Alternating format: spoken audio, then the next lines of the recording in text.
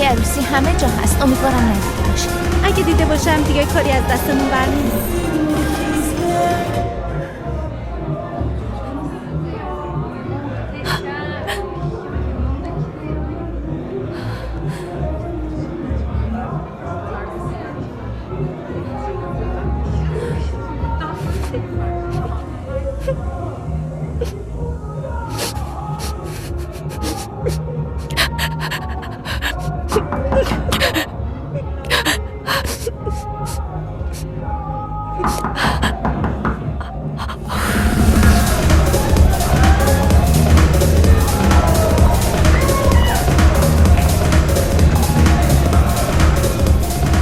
حالت خوبه؟ عالیم. خوبه. Sen Allah biliyordu sen içini Yürüyorum sana güvenli بیا بیا.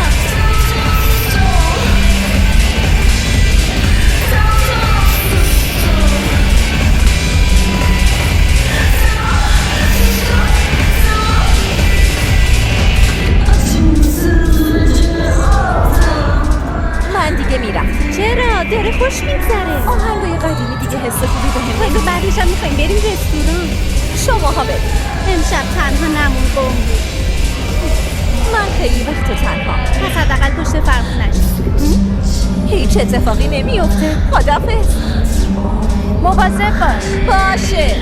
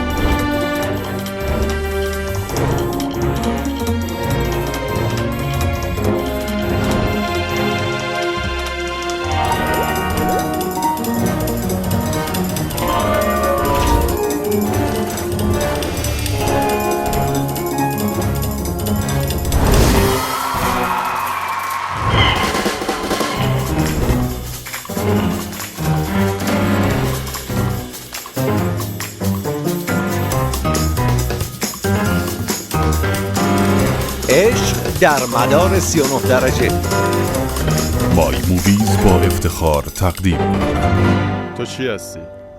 مدیر. تاس دست کیه؟ من. پس بنداز.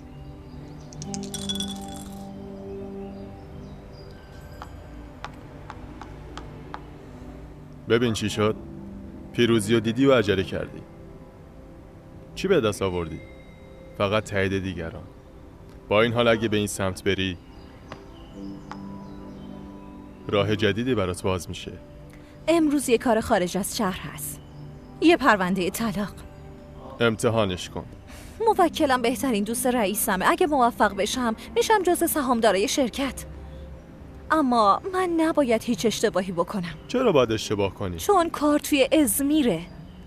مهم نیست هر کجا که باشی. فرق میکنه. ازمیر جلوی منو میگیره. اون هر کاری بتونه میکنه. امتیاز توی شرکت چنده؟ 37 از 37. طلاق‌های توافقی رو حساب کنیم چطور؟ 102 از 102. پس مطمئن باش که اسم تو روی تابلو نوشته میشه. اسم من. میری و کارو تموم میکنی. سوار هواپیما میشی و برمیگردی. همه انقدر ساده. بنداز.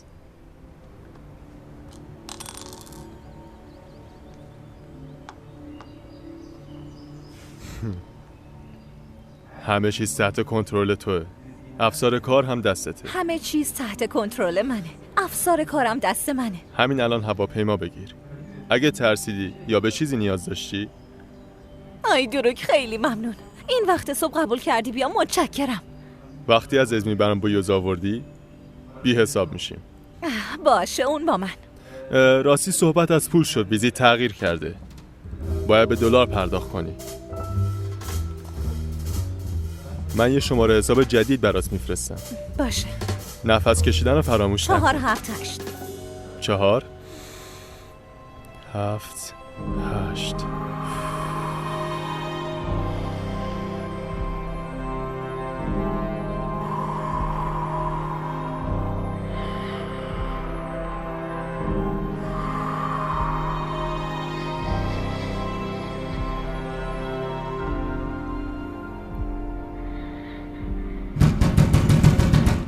فاتح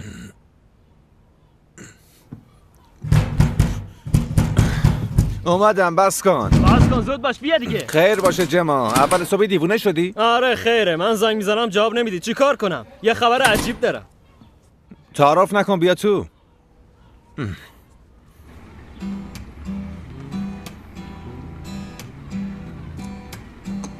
اگه بدونی چه آهنگی ساختم شعر رو ننوشتی نه؟ نتونستم بنویسم جما. یه دمو هم ضبط کردم. میدونم داداش گوش دادم خیلی خوب بود. اگه مینوشتی امشب میخوندیمش منظورت چیه که امشب؟ توی کنسرت. چه کنسرتی جما؟ پینهنی. من دیشب با سینان آشنا شدم. مخشو کار گرفتم و بهش گفتم امشب قبل از پینهنی ما رو توی بودروم روی صحنه ببره. ما هم میریم همین امشب. یه لحظه صبر کن. منظورت چیه که ما؟ من و تو دیگه. منظور تو چی؟ اینو میفهمم اما آخرین باری که من روی صحنه رفتم کی بود؟ خب امشب میری دیگه داداش. ببین سینان گفت اگه فاتح باشه من دیگه تسلیمم. من اونجا نمیرم جما. میری. من به یارو پیام دادم که میای. اون ما رو برای تو میخواد. بگیر. حالا برو. بیا دیگه پسر دلمو نشکن. چی میگی؟ یه شب دیگه ماشین تو میاری و با هم میریم. به هر حال من ماشین ندارم. ماشینت چی شده؟ پدرم مصادرهش کرد. ماشین دیگه هم نداشت که سالم باشه. خودش گفت. حالا چی کار کنیم؟ نمیدونم چی کار کنیم جما. مگه از من پرسیدی که قبول کردی؟ پسر گفت پینهانی. حتی از خودم هم نپرسیدم. جما اینا رو بیخیال. من تا زمانی که آماده نباشم روی صحنه نمیرم. خودت هم میدونی. صبر کن.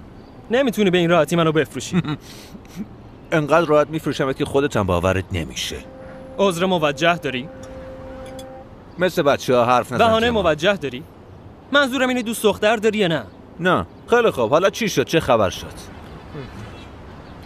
فاتح من تا الان رفیق نیمه راه شدم داداش. معلومه که نداداش. آها. به همین دلیل ازت 2 تا چیز میخوام. اول ماشین میگیری و میریم بودروم چون داداش سینان باید روی صحنه تو رو ببینه. تا الان شده 2 تا. و اینکه اونجا اگه بهونه بیاری که صدام گرفته و کمرم درد میکنه از این مزخرفات خودت میدونی منم یه نوازنده پیدا میکنم. 3 متن این آهنگو باید تا غروب بنویسی. باشه؟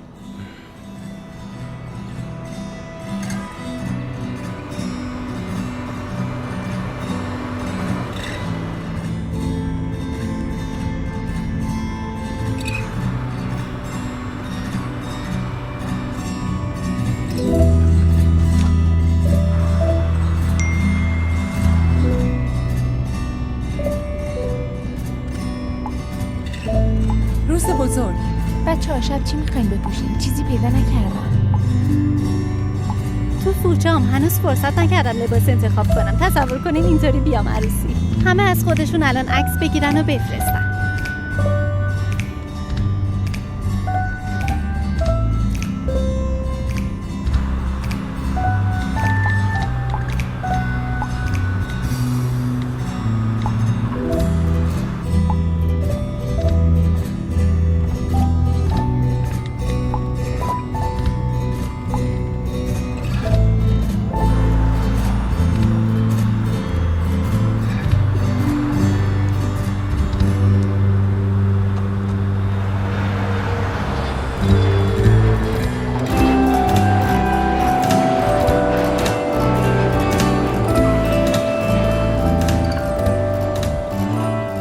خیلی خوب بجان فاتح. چه عجب خیر باشه. آفتاب کدوم بار در اومده؟ نه بابا، دیدم امروز کاری ندارم و گفتم بیام به حرفای بابام گوش کنم یا حداقل اینجا بشینم. خوب فکری کردی. آره؟ شاید هم علاقه‌مند شدی و موندی. شاید، باید دید. مگه تو خوانندگی پولم ها؟ مشکل همینجاست. تو کلو ببو گند مردم رو تحمل کن. آره بابا، واقعا افتضاح. میخوای خواننده عروسی بشی؟ شاه پسر داریم، دومات قند و عسل. فاتح تمومش کن. باشه امشب ماشین رو لازم دارم. قول میدم از میگیرمش و صبح بهتون تحویلش میدم. واقعا به ماشین نیاز داری؟ تقریبا بله.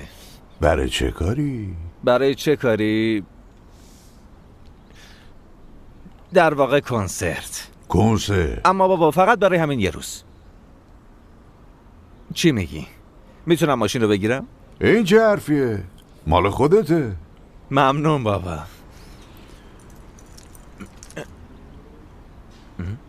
اما من یه شرط دارم. چه شرطی؟ یه مشتری یه روزه قراره استانبول بیاد. خب صبح میاد و عصری هم برمیگرده. اونو ببر بگردونش. یعنی راننده‌شم؟ چیه؟ اشکالی داره؟ نه به خاطر سختیش نیست، ولی حالا روز اولی یه وقت کار اشتباهی نکنم. خب نکن، دست خودته. مشتری در پایان روز بهت امتیاز میده. 10 امتیاز بگیر، ماشینو نگهدار. 10 امتیاز؟ بابا حالا چون تو غریبه نیستی 9 تا یا 8 هم قبوله، وگرنه ماشینو ازت میگیرم. باشه دیگه. سویچ لطفا. متشکرم.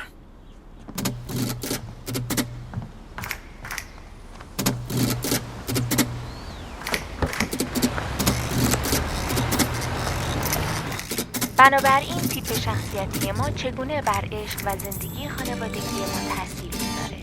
افرادی با حروف A و I در نمودارها حتی اگه به نظر برسه هم با هم کنار نمیان. از اونجایی که عناصر گم شده همدیگر رو تکمیل میکنن، میتونن یه تناسب منحصر به فرد رو نشون بدن. روابط عاشقانه ما با توجه به اهمیت اون توی بهبود کیفیت زندگی ما غیر قابل انکاره که این تطابق هم امکانی شایسته بررسیه. عصر بخیر خانم ها آقایان، لطفا صندلی های خود را به حالت اولیه برگردانید. با تشکر. همه چیز تحت کنترل توه.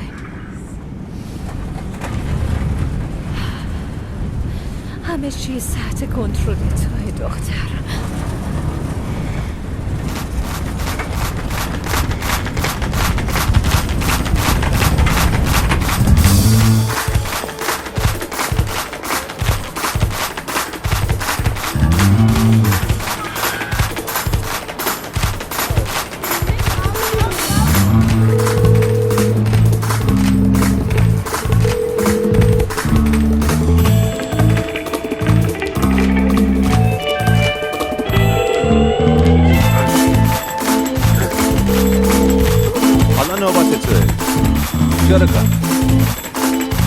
خیلی خوب، نامهدی نداریم.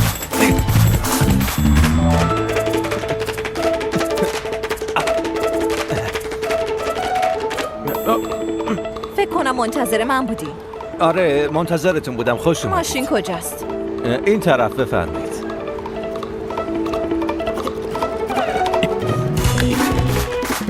از اینجا.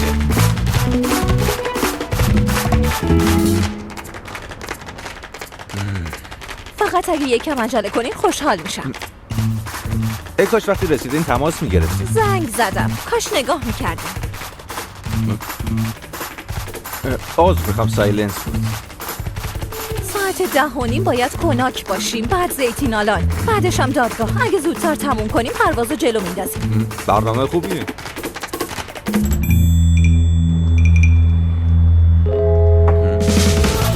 به وقتش باید با هم بریم آلسانجاک. باشه. باید یه جایی وایسیم تا بویوز بخریم. شما بویوز دوست دارین؟ نه، برای دوستم میخرم.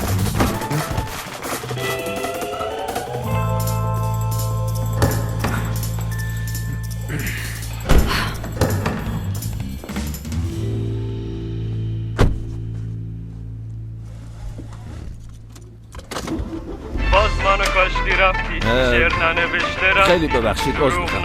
این بلوتوث به صورت خودکار متصل میشه. تمومه، درست شد.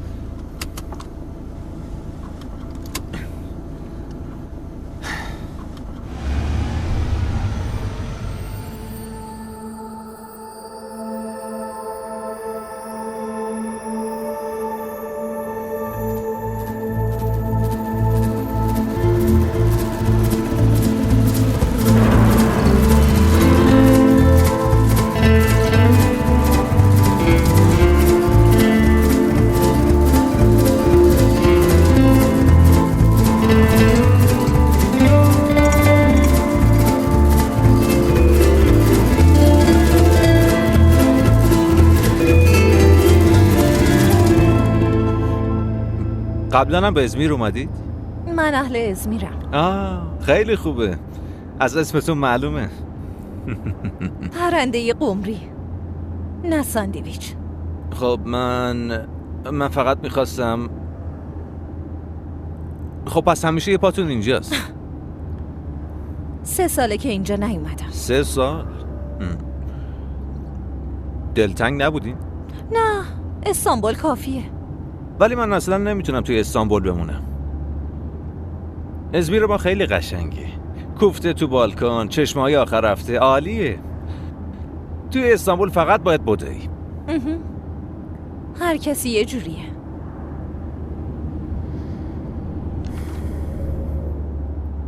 راستی آخر روز یه پیام براتون میاد که باید به خدماتی که من بهتون دادم از 1 تا 10 امتیاز بدین.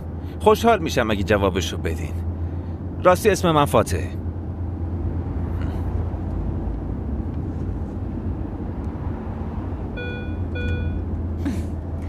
ماشین کرایه‌ای بنزینم نداره.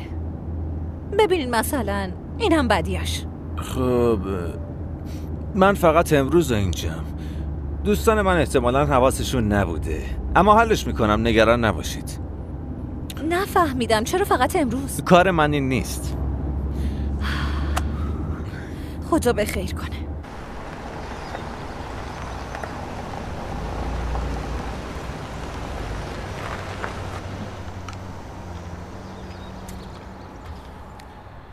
خوش اومدی قربون. ممنون، لطفاً پرش کن. بادون بزن. ممنون، نوش جونت. تعارف نکن دیگه، سیرت نمیکنه که. نه، من حین انجام وظیفه‌ام. بلاک 34. یعنی چی؟ خانم میخوای اینجا زمین بخری مگه نه؟ همچین قصدی ندارم. نه رفیق بسته، تمامش چیه کن. مگه؟ بخرید، شما هم بخرید تا اینجام شبیه استانبول بشه. رفیق من فقط بنزین میخوام. میشه لطفاً بنزین بزنی؟ جدی میگم خیلی عجله دارم. بگیر. بده. لعنت بر شیطان. خیلی متاسفم. من که نفهمیدم. شما واقعا راننده نیستین؟ خب شرکتی که ازش ماشین کرایه کردی مال پدرمه. من فقط امروز کمکش. گواهی نامه رانندگی دارین که نه؟ خب معلومه. آره یا نه؟ دارم. البته که دارم. چه عجب. خب راستی شغلتون چیه؟ من یه نوازنده‌ام. پس یعنی این چیزی که پخش شد کار خودتون بود؟ نه، در واقع نسخه دموی دوستم بود. یکی از آهنگاتون رو بذارین تا گوش کنیم. من بیشتر زنده اجرا میکنم. کجا؟ میتونم بگم این روزا زیاد کار نمیکنم. بگی. بادوماو نمیدی؟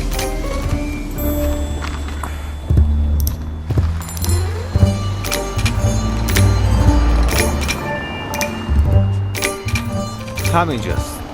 باشه ممنون. فقط من نمیتونم صبر کنم. اگه ممکنه کارتون که تموم شد بهم زنگ بزنید. باشه زنگ میزنم. البته اگه صدای گوشتون این بار باز باشه.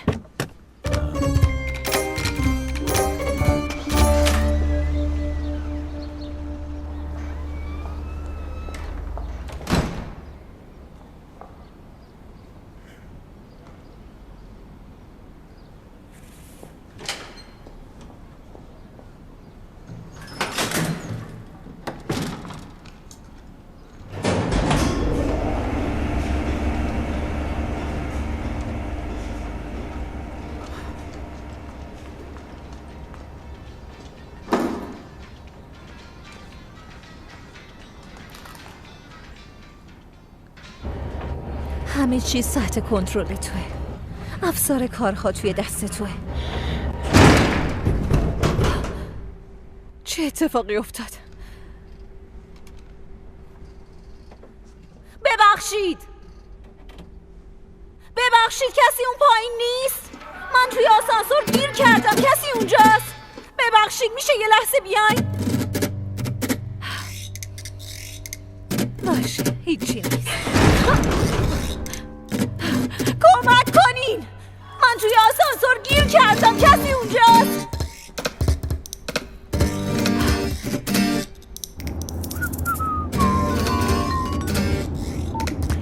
کارتون زود تموم شد. آقا فاتح ببین، من توی آسانسور گیر کردم. کسی صدامو نمیشنوه. میشه بیای کمکم کنی؟ باشه آروم باشید قمری خانم. من دارم میام. ماشین رو پارک کنم و میام. دارم میام. آروم باشید. باشه.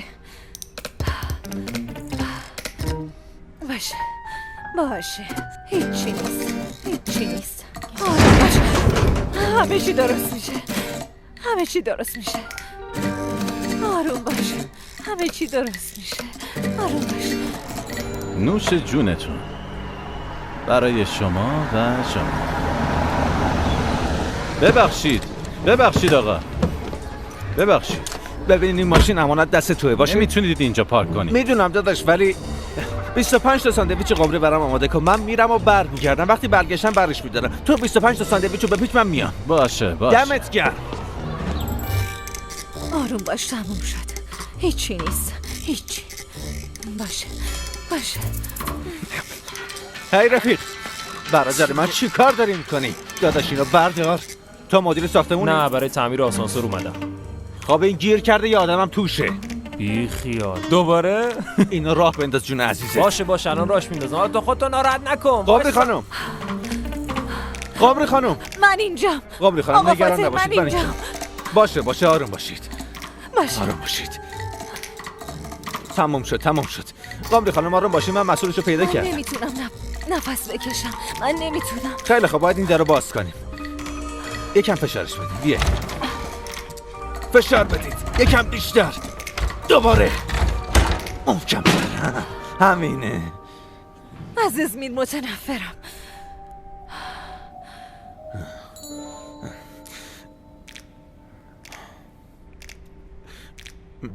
چرا از ازمیر قشنگ ما خوشت نمیاد؟ آخه چه چیزی برای دوست داشتن وجود داره؟ منو ببین. مثلا هواش مزخرفه.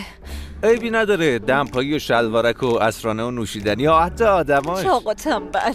اونا راحتن و همینطور آروم. اونا بی‌مسئولیتن. نه نمیشه گفت به خاطر بی‌مسئولیتی، به خاطر راحتی خوبه دیگه. عمرو بلند میکنه. همیشه باید گوش به زنگ باشی. همیشه توی این شهر. همیشه گوش به زنگ بودن برای سلامتی مضره. خب ببین شاعر چی گفته، زندگی همون چیزیه که برای تو اتفاق میفته و نمیشه براش برنامه‌ریزی کرد. کدوم شاعر ازمیری اینو گفته؟ نه، اهل انگلیسه، جان لنون. و در ضمن اون گفته که توی استانبول دنبال زندگی میدوی، اما توی ازمیر زندگی کنار دستته. ببین اینم از جمال ثریاست. این قطعا پشت کامیون نوشته شده بوده و تو حفظش کردی. تو هم قطعا یه INFP هستی. ببخشید چی؟ میان جیگر.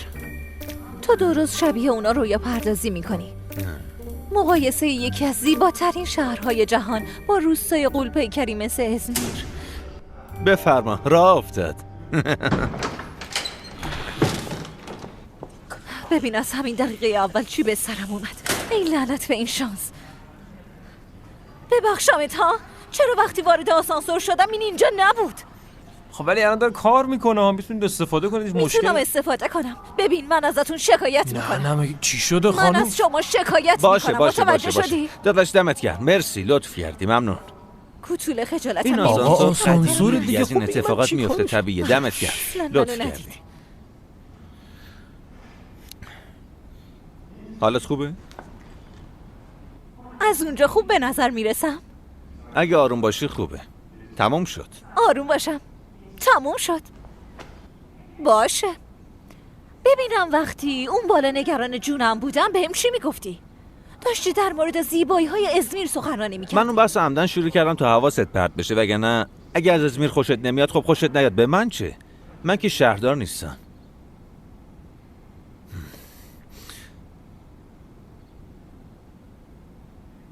معذرت میخوام. ازت ممنونم. خواهش میکنم. یعنی یه بنده خدا تو این آپارتمان نبود؟ هیچ کس صدامو نمیشنید؟ خب جمعه است دیگه. همه رفتن چشمه. از قدیم همینطور بود. بله همیشه. قمری خانوم. حال خانوم خوش اومدی. حالتون چطوره؟ من اصلا خوب نیستم. حدس میزنم شوکت جا زده. اون با ارتشی از وکلا داره میاد اینجا. حالا چیکار کنیم؟ اصلا نگران نباش. ما اینجاییم تا همه چی رو درست کنیم. آقا فاتحو به شما معرفی میکنم. یکی از دوستانمون از دفتر وکلا. او جدی؟ خیلی خوشبختم آقا فاتح. واقعا خوشحالم که اومدین. حالتون چطوره؟ میخواید چطور باشم؟ دادگاه و قانون و کارهای اداری، کلی پرونده مختلف دارم که بریم بالا.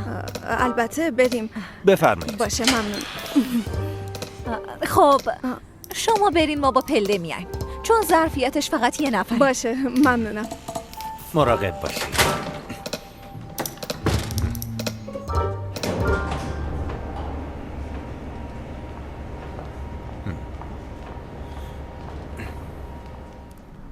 آشغال. پس نظرش عوض شد. به خیالش میخواد منو بترسونه، اما گول نمیخورم.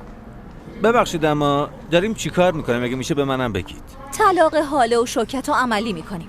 مهم نیست، ما باید تا اصل طرف رو متقاعد کنیم تا پرونده رو امضا کنه. منظورت چیه که متقاعدش کنیم؟ من توی موضوع سر پیازم به تهش. خیلی ساده است. دور منو شلوغ میکنیم و در پایان روز 10 نمره میگیریم. فهمیدی؟ فهمیده؟ بله. ما مدت زیادیه که همدیگر رو میبینیم. فکر کنم بالاخره به پرونده‌ای رسیدیم که هر دو طرف روی اون توافق کردن. عافیت باشه. ممنونم. عافیت باشه. خیلی ممنون. میشه کولر رو خاموش کنید؟ خانم آلرژی داره. الان 40 بارت سه. نه من خوبم. خیلی ممنون. آلرژی داری دیگه، چرا اصرار؟ خوبم. باشه. خب این همون چیزیه که در مورد اون صحبت کردیم. پرونده املاک. ببخشید یه لحظه حرفتون رو قطع میکنم. این چیه؟ این پروتکل پیشنهادی جدید ماست.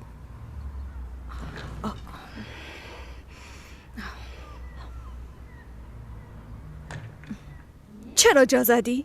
خب هم طلاق بگیریم هم همه چیز همونطوری که تو میخوای باشه. نمیشه. من چیز ناعادلانه‌ای درخواست میکنم. مگه ممکنه؟ تو مگه درخواست ناعادلانه هم میکنی؟ تا قیام قیامت حق با شماست. پس میخوای اوضاع رو سخت‌تر کنی. دقیقاً. اگر شما دوست دارین که این کار امروز تموم بشه، بفرمایید، پرونده جلوی شماست. بفرما. من که گفتم. چی گفتی؟ اصلا معلومه چی میگی. تو همون مردی هستی که امروز زدی زیر حرف دیروزت.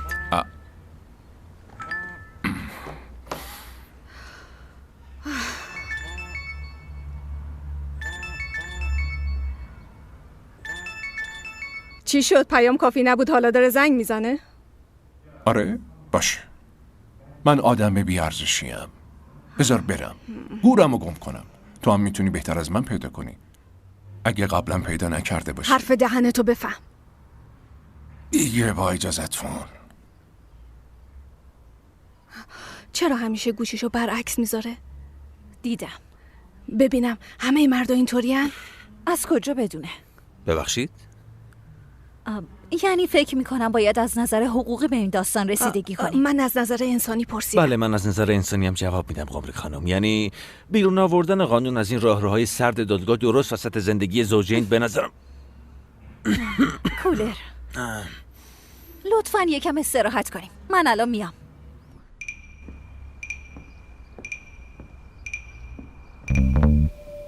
الو؟ ببخشید عزیزم، نتونستم فوراً جواب بدم.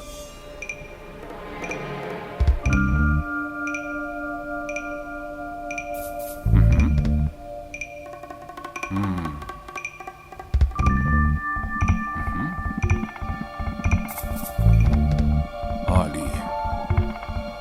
فوق‌العاده است. صبر کن. دارم گوش میدم. باشه. حال خانم میل دارید؟ خیلی ممنون، متشکرم. خواهش میکنم.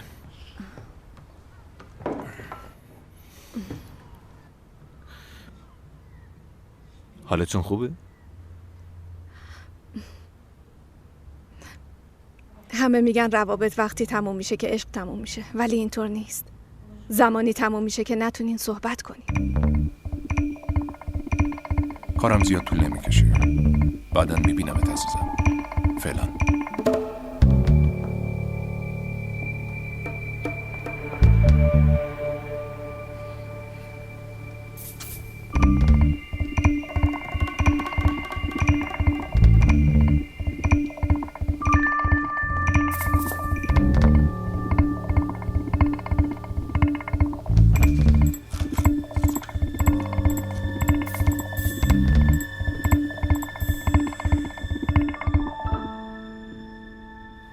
یادت نره چی بسیار بگو. خوب.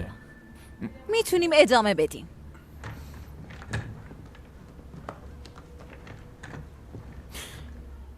حالا نمیخواد طلاق بگیره.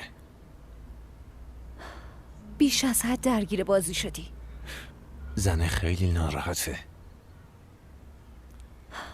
معمولا روز دادرسی همین اتفاق میافته. این کاملا طبیعیه. خیلی خوب. آماده اید؟ اگه شما از توافق عقب نشینی کردین، ما آماده رقابتیم. خوبه. پس می جنگیم. خب ما دیگه باید بریم. راستی حاله امشب تو عروسی می بینمت. خجالت نمیکشی این حرفو میزنی؟ ببخشید، عروسی ملتم رفتنم اجازه شما رو میخواد؟ ملتم کیه؟ ملتم منظورش دختر دوست منه. ما اموالمون رو تقسیم میکنیم حالا خانوم، نه دوستامونو. روز خوبی داشته باشیم. حاله خانوم، میتونم از شما یه خواهشی داشته باشم؟ میتونین پلاک شوکت رو یادداشت کنین؟ برای چی میخوای؟ یه چیزایی وجود داره که باید بررسیشون کنم. نگران نباشین. وقتی امروز یادش اومد که این پرونده رو امضا نکرده خیلی پشیمون میشه. اون با یه زن قرار داره. از کجا میدونی؟ من در مورد همچین چیزایی اشتباه نمی کنم. یه عددی هم روی کاغذ نوشت. چه عددی؟ هنوز خودم هم نمیدونم. اگه بگیرمش و ازش عکس بگیرم دیگه کارش تمومه. ماشین کجاست؟ تو قمری فروشی. خب ماشین رو درست پارک میکردی. آخه چرا دادیش دست قمری فروشی؟ خب این از مزیت‌های ازمیره، چون اگه توی استانبول باشی همچین چیزی امکان نداره. معلومه که نمیتونی به کسی بسپاریش. در جا میبرن و تیکه تیکش میکنن. خب وقتی توی اون وضعیت زنگ زدی اومدم که نجاتت بدم، نمیتونستم به چیز دیگه فکر کنم. چطور این شوکت رو پیدا کنیم؟ اگه ازمیر یه روستا بود توی میدون داد میزدیم و اون وقت پیدا میشد. باید یه کارگاه پیدا کنیم. این کار جرم نیست؟ چاره ای نیست، چون شوکت زبون نمیفهمه. IARP یه آدم بی احساس. این حروف چیه؟ چیز شبیه طالبینی؟ خیلی علمیه، تیپ شخصیتیه.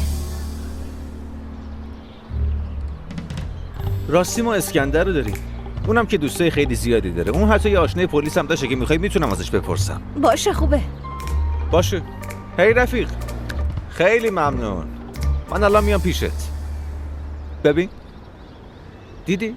صحیح و سالم سر جاشه. چون اهل ازمیر بوده کوچیکم فکر کرده.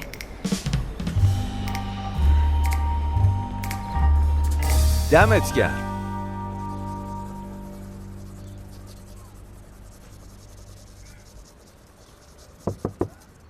بازش کن. برای کسایی که اسمشون قبری مجانی اینطوری گفت. یکی بگیر. نه گرسنه نیست. پس اینو بگیر بعدم بخور. بگیر. باشه. بچه کی قمری میخواد؟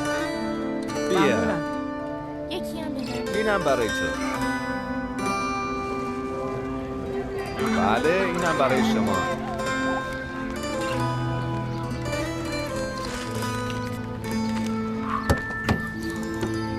خیلی خوب تمام شد. قمری از فروشنده بابت تشکر بگیری و بعدش بین بچه ها تقسیمش کنی. یعنی میخوام بگم ازمیر همچین تعادل کیهانی عجیبی توی خودش داره. درسته همتون فرشته این فرشته. چرا اینو گفتی؟ تو آسانسور گیری کرده بودی و نجاتت دادم. گفتی کاراگاه، اونم پیدا کردم. جدی میگی؟ بله. برادر شوهر اسکندر افسر پلیسه. پلاکو بهش دادم و گفت بیا حرف بزنیم. مگه برادر شوهر؟ نه منظورم داداشش بود. گفت مشکلتون رو بفهمم بهتر میتونم کمکتون کنم. فعلا کارمون پیشش گیره و باید بریم باش حرف بزنیم. خیلی خوب بریم. اون کجاست؟ نزدیکه. پس بریم دیگه.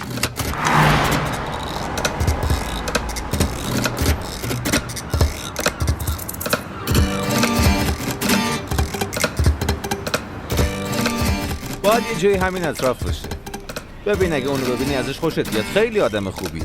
کلی هم دوست داشت نداره. هیچ سوراخی نیست که توش وارد نشده باشه. همه رو میشناسه. ببینیش عاشقش میشه. آها اونجاست. آقا اسکندر. وای چه خبر پسر؟ خوبم اما دستت چی شده؟ چیزی نیست، با یکی از اختاپوسا یکم درگیر شدیم. معلوم شد خیلی جون سخته. بفرمایید داخل. ساعت 4:30 دادگاه داریم، همینجوریش هم زمان کم میاریم. آقا اسکندر ناراحت میشه اگه نریم تو. چرا وایسادین؟ زود باشین بیاین داخل. ولی واقعا این یه ازمیری واقعیه. آقا اسکندر اون شماره تلفن و پلاک و فرستادمشون. بفرمایید داخل. ببین حواسش هست، بیا تو دقیقه بریم پیشش بشینیم و بعدش میریم. نه فاتح. دلم برات تنگ شده بود پسر. هر چی بگی حق با تو. خیلی وقت بود میخواستم بیام پیشت. بذار معرفی کنم. فوبیای دریا داری؟ نه موضوعی نیست. خیلی خب پس بیا. فاتح نه بیا دیدی تمام شد. خیلی خب تمام شد. قبر خانم چند روزی مهمون ما هستن. خوش اومدی. عجب اسم قشنگی هم داره. پرنده قمری. البته ساندویچ نه. آخه در مقابل قشنگی قمری ساندویچ چیه؟ بفرمایید راحت باشید. بشین. بفرمایید قایق خودتونه. خب اول یه چیزی بکنیم. آقا اسکندر بذارین اول در رابطه با یه موضوعی صحبت کنیم. باشه، اول یه گلوی تازه کنید، یه کمی زندگی کنید، بعدش حرف میزنید. بازش کن. زیرش هم راکی از هم لیوان. دمت کرد. خب چی کار داشتی؟ از دست تو هیچ وقت درست نمیشه. استارت بزن.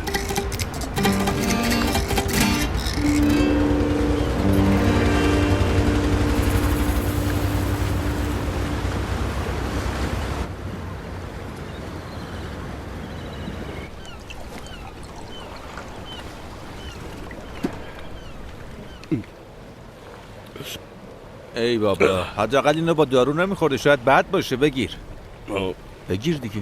نگه حالی میده. بگیر. صافی خیلی خوب نگهش دار. بیا نوش جونت. تو گفتی که به اون 10 نمره نیاز داری آره؟ بخور ادامه بده. نوش جونت.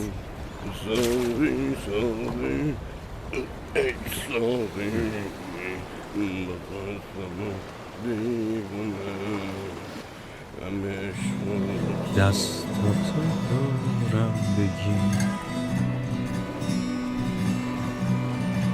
عشق تو چشما ببین،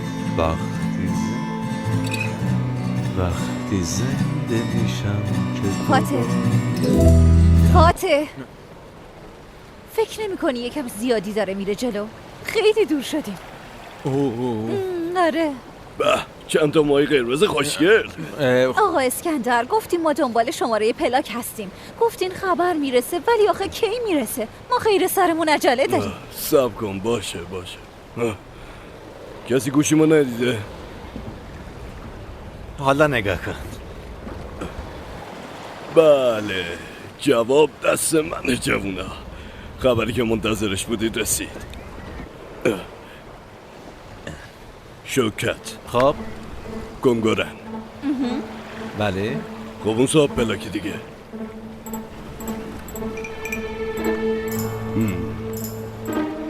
مگه ما اینو ازتون خواستیم؟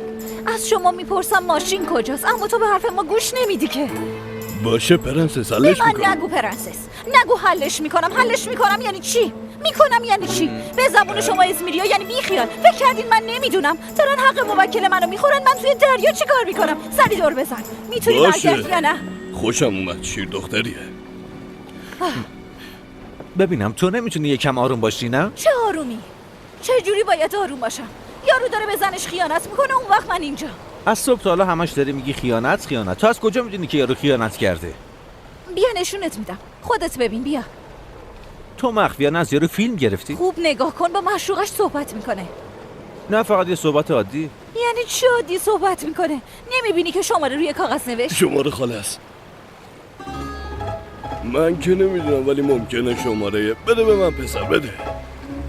ببین نمیدونم چقدر برات مهمه، ولی کار من و ادامه زندگیم به این پرونده بستگی داره. تو که راحتی، ماهی توی قایق، کوفته توی بالکن، تعطیلات توی ببین چشمه. الان با برادرش فرش صحبت میکنه. داریو مورنو. لبخونی کردم میگه داریو مورنو. خب اون میره خیابون داریو مورنو. آره. بیا بگی. لطفاً دور بزن.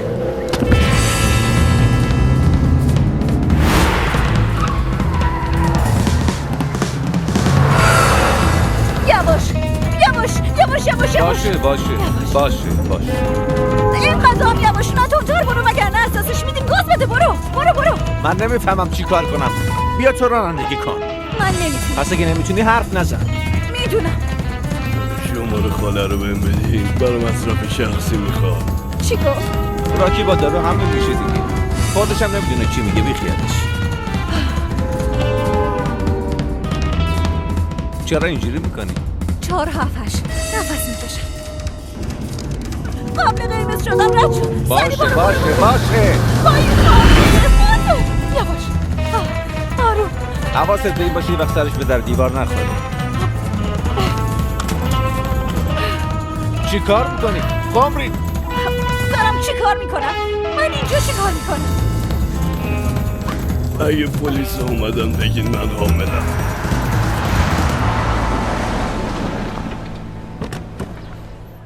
صبر کن منم میام. ماشین چی؟ داداش اسکندر. داداش اگه پلیس اومدن بگو دوستام 2 دقیقه دیگه میان. باشه؟ هیچ کس دوست آدم نمیشه. هیچ کس داداش. جمع زنگ میزنم دستم بنده. ماشین جور شو؟ یه جوری جورش میکنم. اگه بتونی بریم روی صحنه وای داداش تصور کن. نمیشنم بهت زنگ میزنم. ببخشید. عذر میخوام.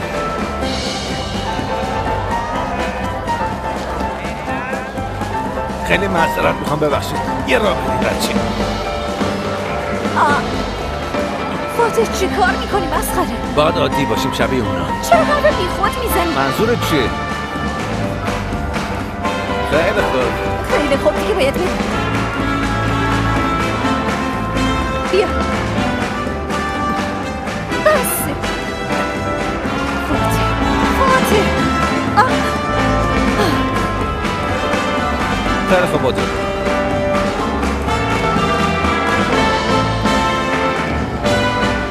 فاتح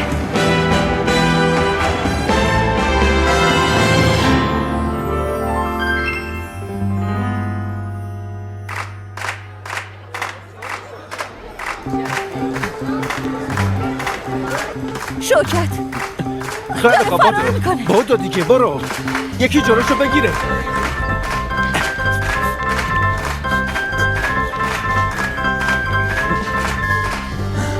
بیا بریم. نه بمیرم هم سوار آسانسور نمیشم. پس بفرمایید چی کار کنیم. معلومه میریم بالا. بیا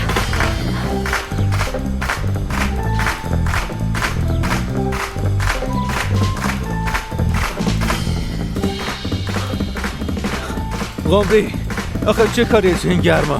کاش سوار آسانسور میشدیم. من جونمو از توی خیابون گیر نیاوردم.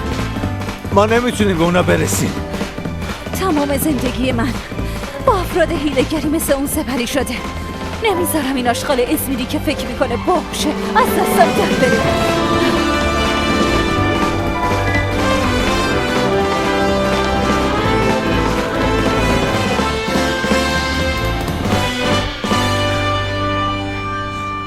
نیستن.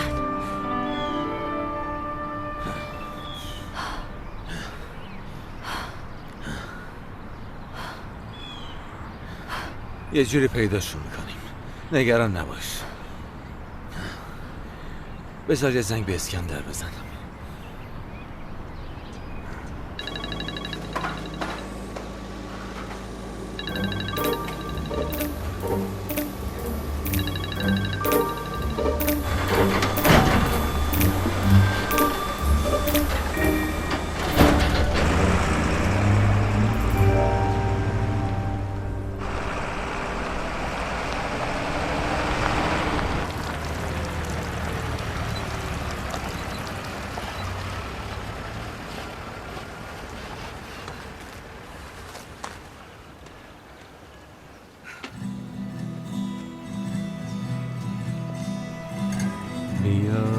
از اینجا بریم یه جای خوب رو زمین، جایی که از هم جدا نمیشیم، جایی که از هم جدا نمیشیم، مثل شاخ قمری، مثل شاخ ببینم شعر می‌نویسی؟ نه، من فقط هیچ چیزایی رو خط خطی میکنم.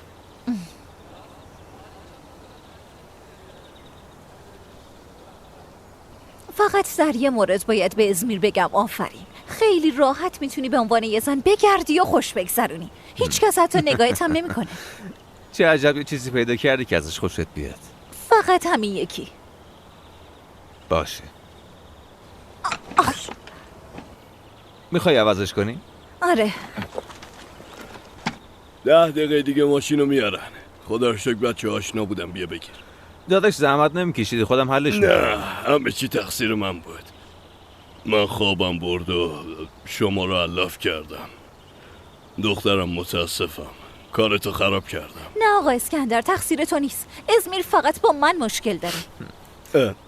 آراسی با دوستم صحبت کردم، گفتم رادیو پلاک و تلفن رو انجام بده. اون چی گفت؟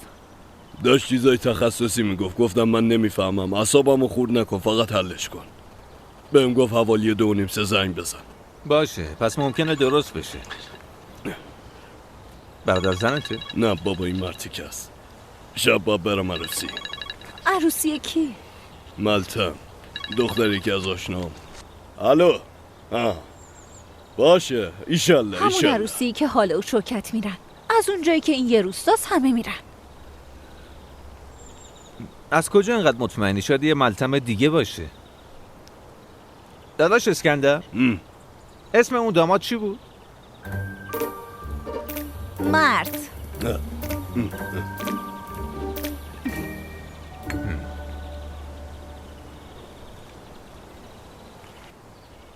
بله، تا خبر برسه به مامانم خبر میدم.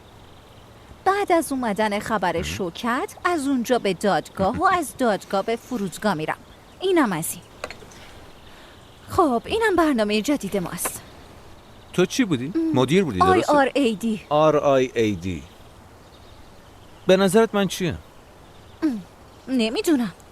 دلت میخواد بفهمی؟ اینقدر راحت میشه فهمید؟ آره خیلی ساده، با تست میتونی بفهمی. گوشیو بده. بیا. باشه. این سوالا رو جواب بده. باشه.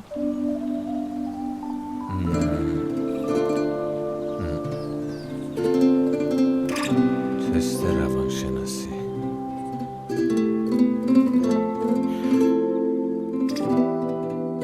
یکم زیاد.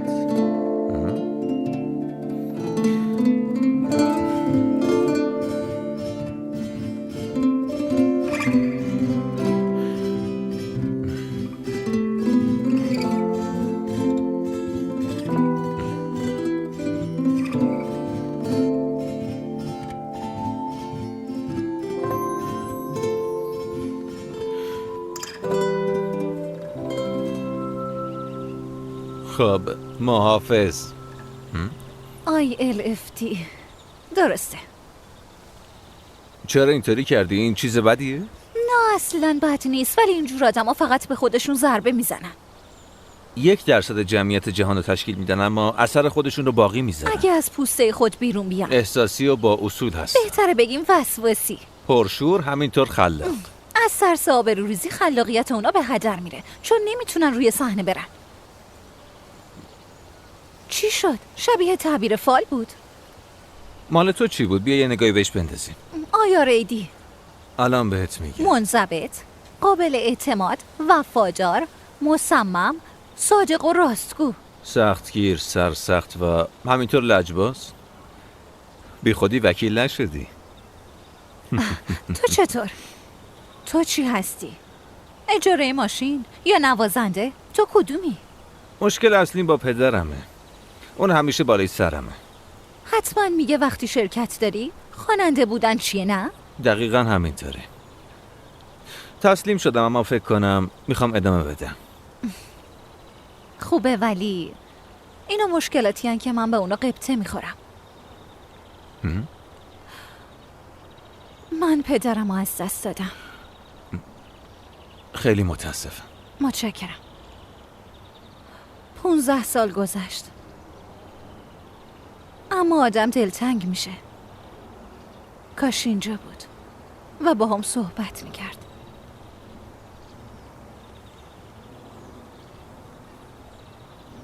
منم خیلی با پدرم صحبت میکنم، درست مثل تو. اما فکر کنم مشکل هر دوتامون یه چیزه. فکر میکنم نوشتن شعر برات عادت شده. قسم میخورم که فقط برای قافیه نگفتم، این به ذهنم رسید. مراقب باش. به چی میخندی؟ ببخشید، حالت خوبه؟ بیا. ببخشید وقتی افتادی فکر کردم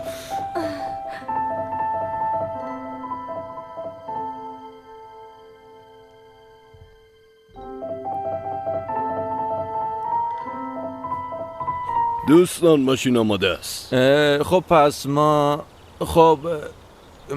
تو میخوای کجا پیاده بشی داداش؟ منو جایی نرسون، الان من مسئولم، تموم شد. خب من که بهت گفتم ماشین مال شرکته و قمری خانم و مشتری ماست. پس اگه جلوی من معذب میشید؟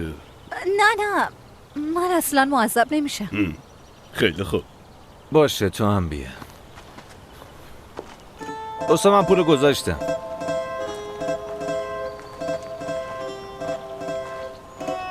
تو میخواستی بایوز بخری؟ حالا مهم نیست. این کارو میکنیم. اسکندر توی ماشین میمونه و بعدش ما 2 دقیقه میریم و برمیگردیم. نظرت چی؟ به ساعت نگاه نکن. ولش کن. 15 دقیقه ناحیه سفید برنامه تو در اختیار من بذار. ببینیم چی میشه. قبوله. خیلی خوبه. ممنون. خواهش میکنم.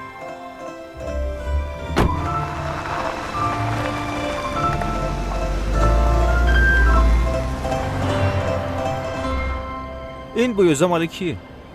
دروک میخواست. حدس میزنم دوست پسرته. نه، مربی زندگیمه. اینی که گفتی کیه؟ گفتم مربی زندگی دیگه. وقتی مسیرمو گم میکنم اون بهم جهت میده. به نظر میرسه تو خیلی خودتو گم میکنی.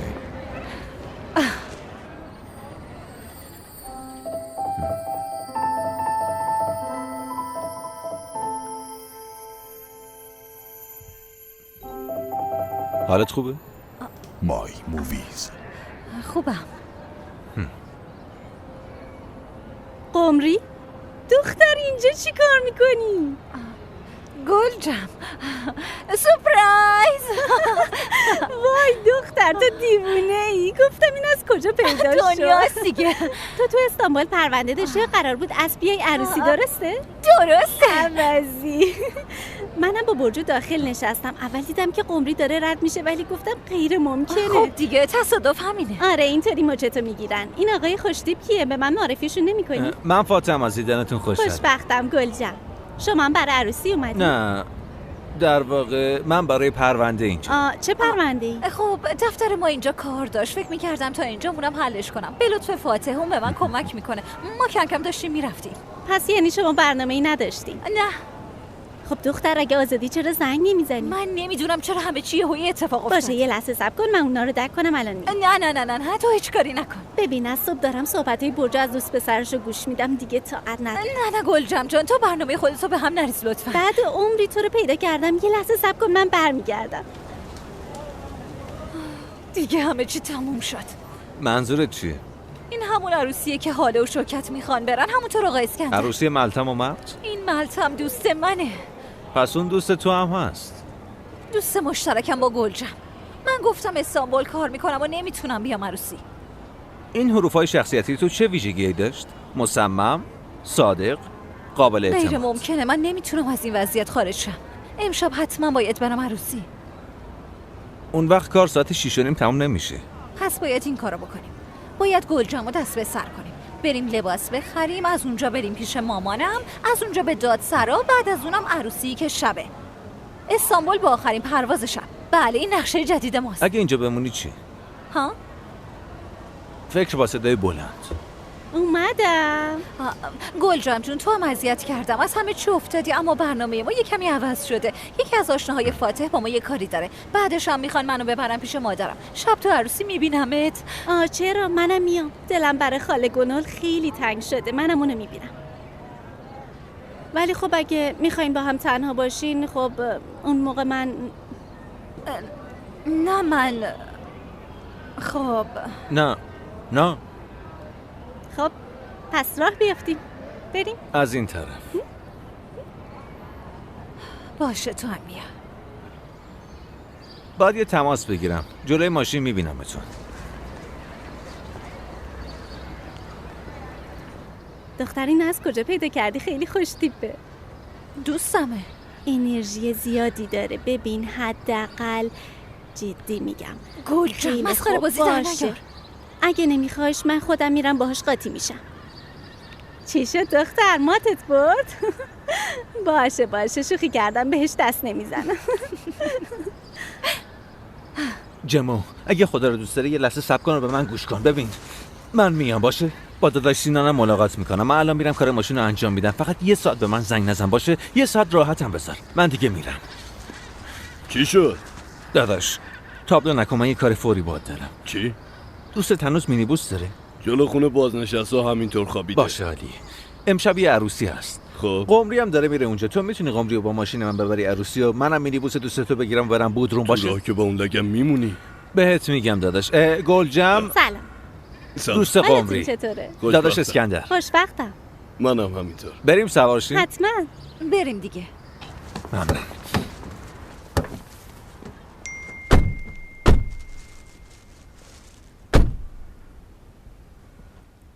مامانم توی جزیره تنهاست. میگه منو از اونجا اینجا بیار. باشه.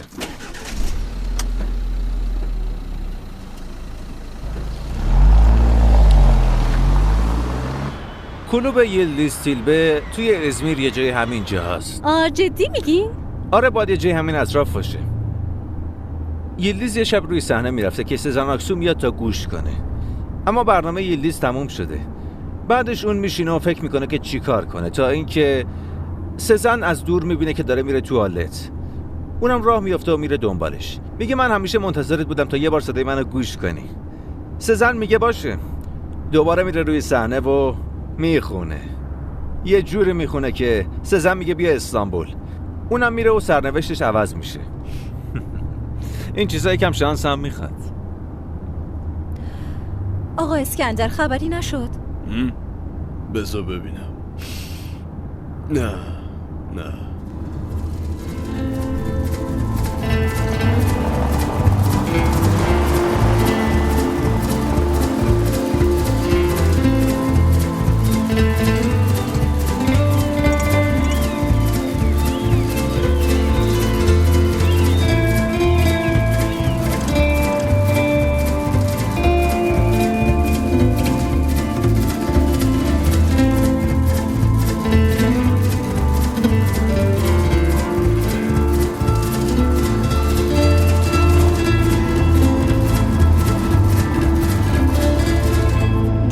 مامانم اونجاست. اونجا فقط یه خانومه، همونه؟ خودشه. فوراً میرم پیشش. نه رو بذار زنگ میزنم. اشکال نداره، خودم صندل دارم. منم همراهیشون میکنم. اسم مادرتون چی بود؟ گنال. چه سعادتی.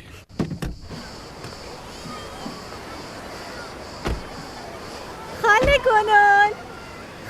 گنال. عزیزم گلجم، من دخترتو توی آسانجاک دیدم و سپرایزشو خراب کردم. عرض ادب سرکار. سلام. من اسکندرم. گنال. خیلی وقت حفظش کردم. شما خیلی مهربونین آقا اسکندر.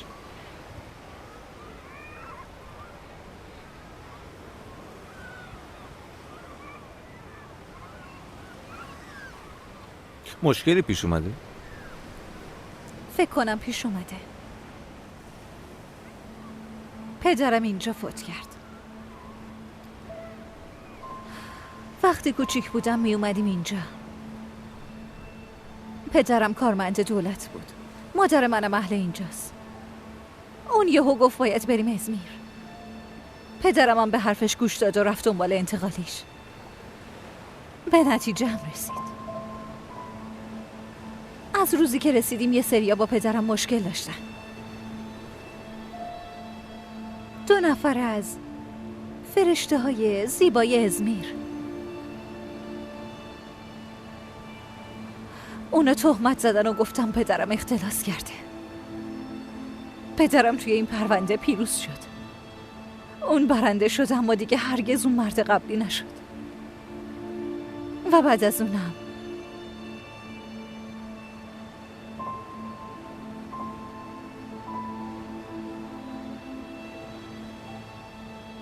ما 2 ماه اینجا موندیم.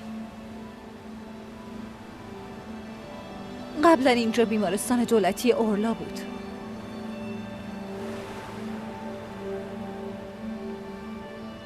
هیچ وقت فراموش نمی‌کنم. یه روز از اون پله‌ها بالا می‌رفتیم، اما پدرم خیلی ضعیف شده بود. خمیده شده بود. دیگه همه چی معلوم بود. دستشو گرفتم. خیلی گرم بود. به بالا نگاه کردم و بعدش اون لبخند زد. لبخند قشنگی. گفت قمری شبیه منی ولی مثل من نباش. باشه. زندگی پر از امواج طوفانه، اما فقط به جلو نگاه کن. گفت که از هیچ چی نترس.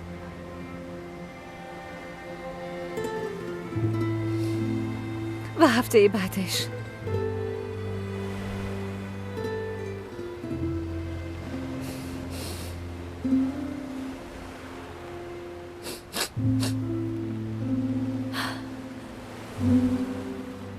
پدرم همینجا فوت کرد. مادرم هم جلوی اون به دریا میرفت. آدرس من تو آوریل و نوام همیشه معلومه، همون پناهگاه ماهیگیری. میدونستین من یه قایق کوچیک دارم؟ واقعا؟ اسمش حسرته. مثل قایق تانجوکان. وای عزیزم، عشق من، خوش اومدی مامان. ممنون مامان. دلتنگت بودم. فاتح دوست من. سلام عزیزم. سلام. باشه بفرمایید. فاتح جان من نمیتونم جلو از کی بشینم. نمیتونی مامان؟ خب قمری تو بشین جلو دخترم. بفرمایید. مامان یه لحظه بیا. من برای عروسی امشب لباس میخوام، ولی گلجان نباید بفهم. باشه توی خونه حلش میکنی. مامان من برای عروسی لباس میخوام. کدوم خونه؟ باشه عزیزم من میگم اونو حلش میکنم. دخترم بیا دیگه، بیا دختر بفرمایید. قشنگ من.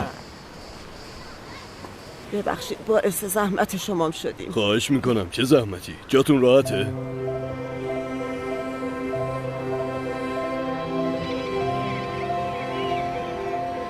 شما چی کار میکنین آقا اسکندر؟ بازنشسته از صنعت خودرو، اما قلباً یه ملوانم. آی چه قشنگ. شما چی؟ اوه ببخشید یه لحظه، این مهمه باید جواب بدم. یه لحظه بفرمایید. جانم عزیزم من توی ساحل بودم، کارتو بگو. او البته که میام. دوبله اختصاصی باشه، به حتما سفارش میام. وبسایت ممنونم. ترک دی میبوسمت. حالا بعد از چراغ بپیچ به چپ پسرم. مامان من دیرم میشه. فقط 5 دقیقه کار داری. من یه لحظه هم وقت ندارم. روز من زیر و رو شده. دختر تو وضعیت بدیه. کدوم دختر؟ یه دختر جوون مشتری منه، یعنی اگه فوری نبود زنگ نمیزد. چه کاریه که انقدر فوریه؟ عزیزم من از کجا باید بدونم؟ گفت حتما امروز باید بهش سر بزنم. گفت لازمه داروی مناسبمو تجویز کنی. شغل شما دقیقا چیه؟ دکتری؟ لباسیر. لباسیر؟ چه فوریت عجیبی. بس با این مشکلات سر و کله زدم که شدم آبجی گنول محله. زنگ میزنن، میپرسن، مشورت میکنن، لطف دارن دیگه. رسما شدین ناخدای محله. اینو نگو. ببینی دختره مثلا تازه ازدواج کرده، به من چه، ولی با شوهرش خیلی اختلاف داشتن. مامان مرده به دختره میگفت مثل دوستای دوره سربازیم با هم رفتار میکنی. مامان اونم که نمیتونست به کسی بگه، البته به جز من که با تجربه‌ام و بی‌نهایت کاردون. مامان چرا داد میزنی قمری؟ الان نوبت مشتری و مغازه است. بعد بلند شدی رفتی دریا، اونم کجا؟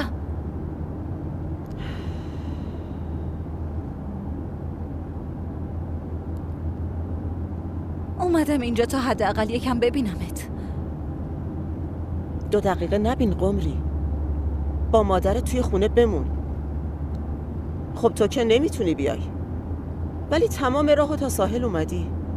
بهتر بود بیای مادرتو ببینی. وای بذار منم زنگ بزنم تا با مامانم دعوا کنیم، دلم خواست.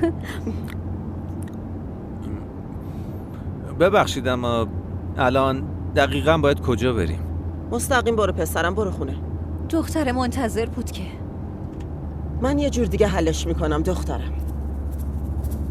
تو هم که همه چی حل میکنی.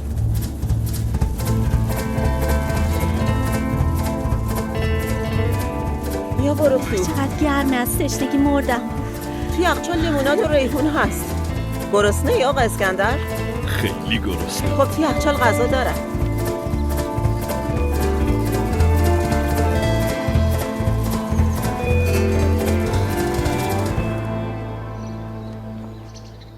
استرس داری؟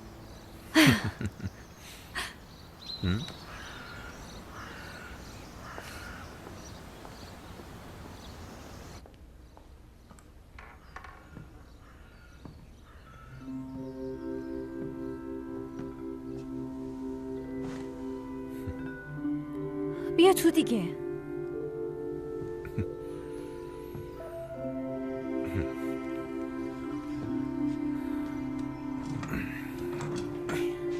اتاق قشنگیه. همینطوره. پدرته؟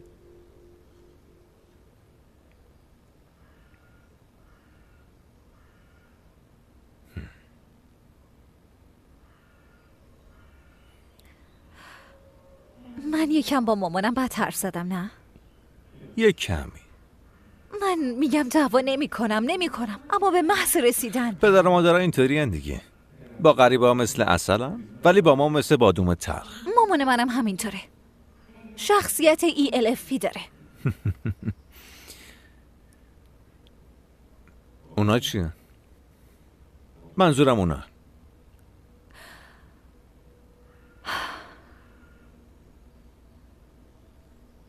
یه خاطره از یه شب عروسی. داستانش طولانیه، فراموشش کن. فکر کنم بشه خلاصش کرد. بگو.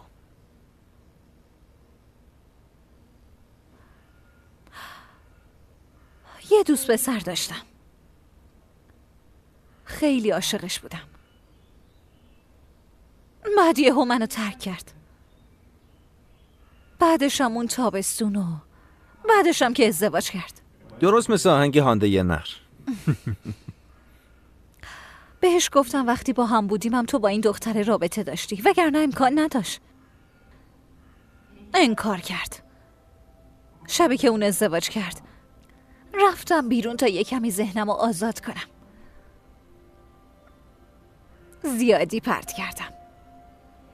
رفتم و ماشینمو کوبیدم تو دیوار. یه پلاتین اینجاست، یه پلاتینم پشتم. دقیقاً یه ماه توی بیمارستان بودم. اگه پیاده اینجا رو ترک کنم دیگه هرگز پامو توی ازمیر نمیذارم.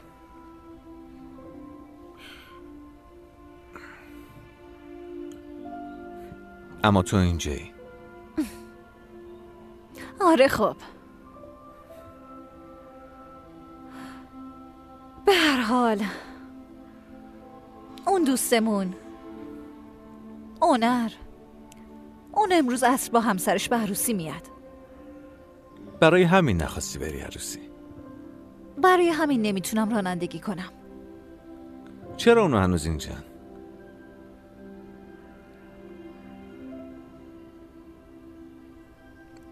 فکر کنم دیگه بهش نیاز نداری. قمری اینو امتحان کن. این چیه مامان؟ لباس نامزدیمه. همینطوری که بوده مونده. قسمت امروزه. مامان عزیزم خیلی ممنونم ازت. دختر قشنگم.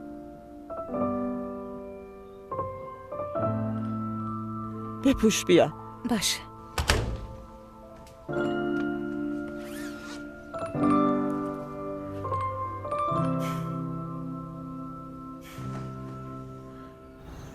فقط چند ساعت مونده، چیکار میکنی؟ من چیکار کنم داداش؟ از صبح هزار تا مشکل برام درست شده، تو که خبر نداری. راستی فکر کنم مشکل ماشین رو حل کردم. الان کجایی؟ من طرف گوزل باغچه‌ام. تو نوازنده پیدا کردی؟ آقا تکلیف رو روشن کن، امشب میای یا نمیای؟ واضح به من بگو. فاتح یه بار تو عمرت به حرف دلت گوش کن. یه بار جسارت به خرج بده. من کلی به داداش سینان قول دادم پسر.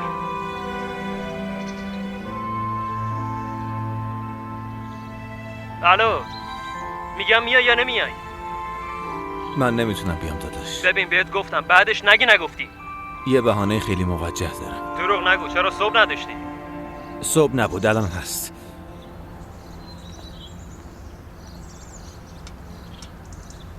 چطوره؟ خوبه؟ آه قمری، خیلی خوشگل شدی دختر قشنگم. خوشگل نشد آقا اسکندر؟ دخترمون قشنگیش به شما رفته. مامان جون خیلی ممنونم، واقعا ازت ممنونم عزیزم. کیه؟ مهم نیست، به دختره گفتم که بعداً کارشو انجام مامان میدم. جوابشو بده، جواب بده. خب معلومه که دختره بهت نیاز داره. بفرمایید عزیزم. ببخشید من شروع کردم. نوش جان.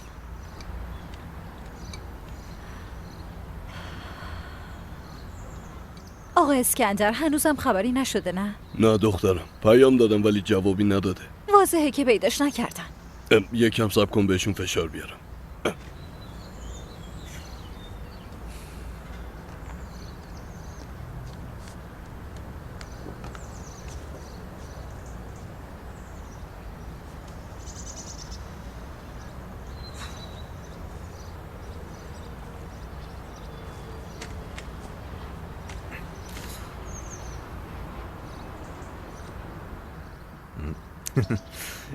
خیلی خوشگل شدی.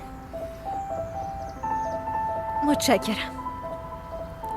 اگرچه قبلش هم بودی ولی حالا زیباتر شدی.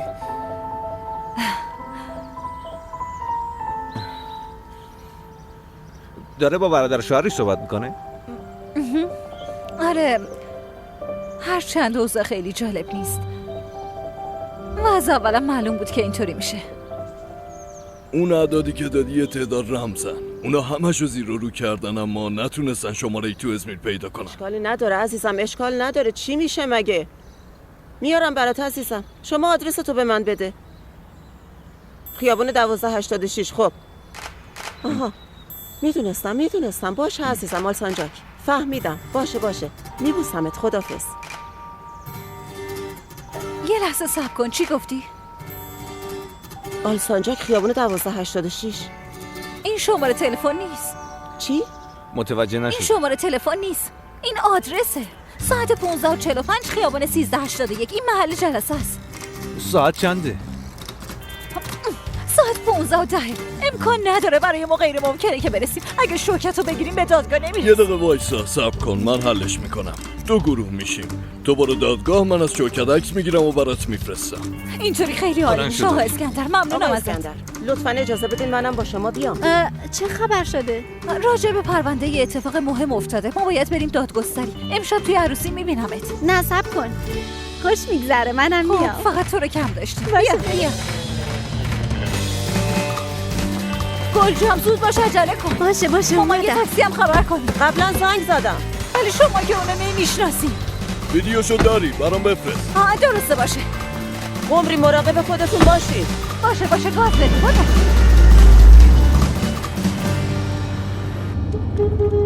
قمری نمیرن. خب داریم میریم دیگه. آخه خیلی آرومم. خب از میره دیگه.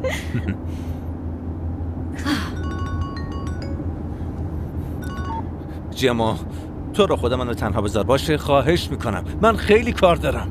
توی همون مسیری هستی که گفتم؟ بله. قسمت بالای قفل از پایین بیا. باشه. الان کجایی؟ اطراف کلتو پارک؟ بله جما. از مونترو رد شدی؟ رد شدم. داری به لوزان برمیگردی؟ بله الان پیچیدم. چپ و راست نگاه نکن، فقط به جلو نگاه کن. یواش شلنگوات نشکنه. بیا بجام. تو چه جور آدمی هستی؟ تو به رویای خودت احترام نمیذاری، برای منم احترام قائل نیستی. بهت گفتم مهمترین شب زندگیم بود. لعنت. خریداری گلجمم. جما مورنو. از بستگان داریو مورنو هستین؟ اسم مستعارمه، با احترام به استاد. ببینیم مرد است. بذار ببینم. بیا. امیدوارم دیر نکنی. نه ما حتما موفق میشیم. ببخشید شما از کارتون افتادین. بذارید کار جوونم را بیفته.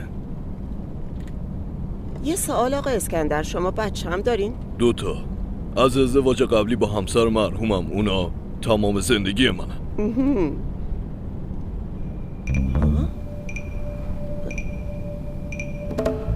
اوه شوکت اونجاست. خود اسکندر بیگون بگو آمردشه. وایسا. وایسا همیجا. بجام من رفتم. صبر کن.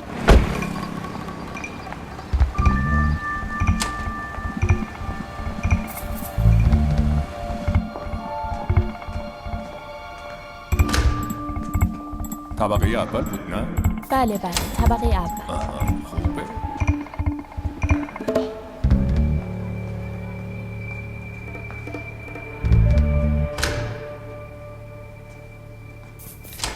چی شد؟ با هم رفتن طبقه اول. بیا اوه خدای من، این خونه خالی به نظر میرسه. رفتن جوونی کنن. خدا قسمت نه کنه. دیگه. بیا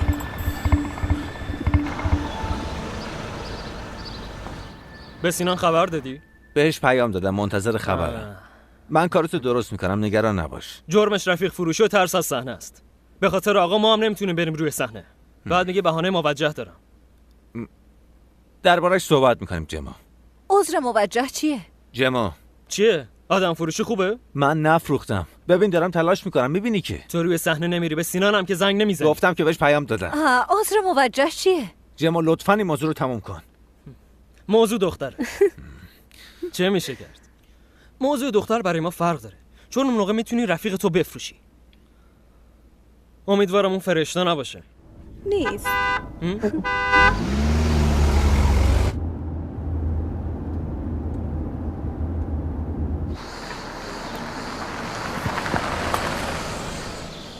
منم بیا. نه نیازی نیست، شما بمونی.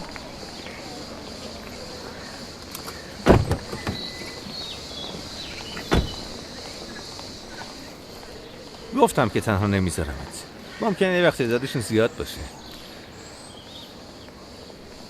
راستی من فقط همینجوری یه چیزی به جما گفتم. منظورم اینه که خواستم فقط ولم کنه. حالا اگه نمیگفتم مسئله دختره، اون منو ول نمیکرد. من رفتار جما رو میشناسم، برای همین هیچی نمیگی؟ حداقل بهم نگاه کن. نه مشکلی نیست. باشه. اونو پیدا کردن. چی گفتی؟ مامانم اینا شوکتو پیدا کردن. بازم خوبه.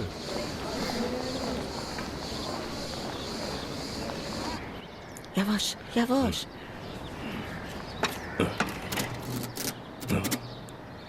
تو دست آسیب دیده، میخوای من برم؟ بازوم آسیب دیده ولی هنوز زنده. گنور خانم. یواش.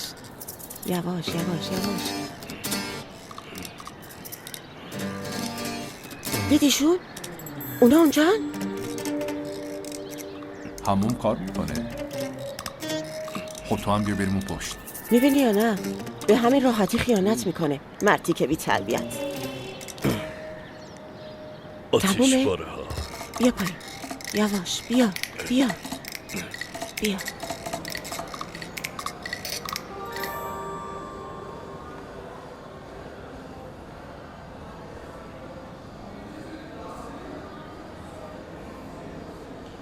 شوکت قرار نیست بیاد.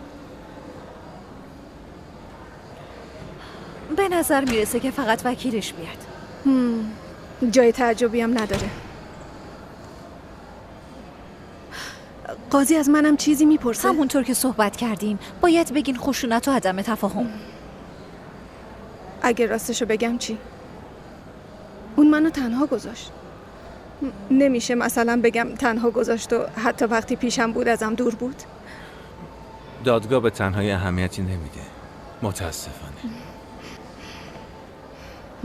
فاتح خان یه وکیل متفاوته. فکر میکنم اون باید به تیم ما ملحق بشه. شاکی هند شاهین، وکیل او چاداش اصلان، متهم ملیک گورال، وکیل او جلال کارات. حال خانم، من باید یه چیزی رو بهتون نشون بدم. چیو؟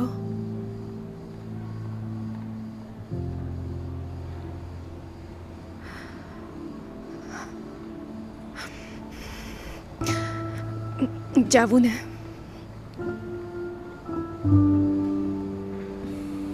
ای کاش منم اشتباه میکردم، اما متاسفانه اتفاقیه که افتاده. شاکی شوکت گنگورن، وکیل او اورهان موسل اغلو. بریم این ماجرا رو متهم حال تمومش کنیم. گنگورن، وکیل او قمری تانیاس. تو اینجا منتظر بمون. زنه به معنای واقعی نابود شد. اون قوی تر از جاش بلند میشه. همیشه همینطوره.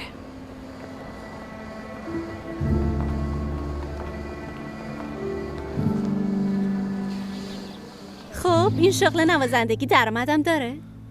میدونی فعلا نه، ولی بعدن چرا؟ چون آهنگ عجیبی ساختم. اگه فاتح شعرشو بنویسه همه چی عوض میشه. آها، تو میسازی اون مینویسه. همینطوره. کارهای دیگه هم انجام میدیم. پیرزن خفه میکنیم، آب حوض میکشیم. کوکتل هم درست میکنیم که حرف نداره. میتونی برام انجامش بدی؟ حتما. اما من گفته باشم هر کوکتلی رو نمیخورم. من عاشق بلوبریم. اون که مثل شربت سرخ است. بذار فکر کنم تو چه جور زنی هستی. زود باش فکر کن من چه جور زنی هستم. ویسکی ترش؟ ترش به نظر میاد؟ نه. خب بس رویای صورتی ها؟ رام، مرد، گلاب. گلاب مثل پیرزنا؟ نه این هم اشتباه. لندن مرچی ها؟ لندن سرد و بارونیه. باید یکم گرمتر فکر کنی. مثلا یه چیز داغ مثل ازمیر. فهمیدم. من دستور مخصوص خودت دارم. ماجراجویی جدید. اسمش خوبه. ماجرای جدید. طعمش چی؟ من اطلاع ندارم. تلخ، شیرین. نظرت چی؟ نمیدونم میتونم بهت اعتماد کنم یا نه. چرا؟ به محض اینکه ماجراجویی جدیدو شنیدی دختر مورد علاقت رو درک میکنی. یعنی تو مثل دخترای اطراف من نیستی، آره؟ نه، اتفاقا میگم من یکی از دختراییم که میشناسی.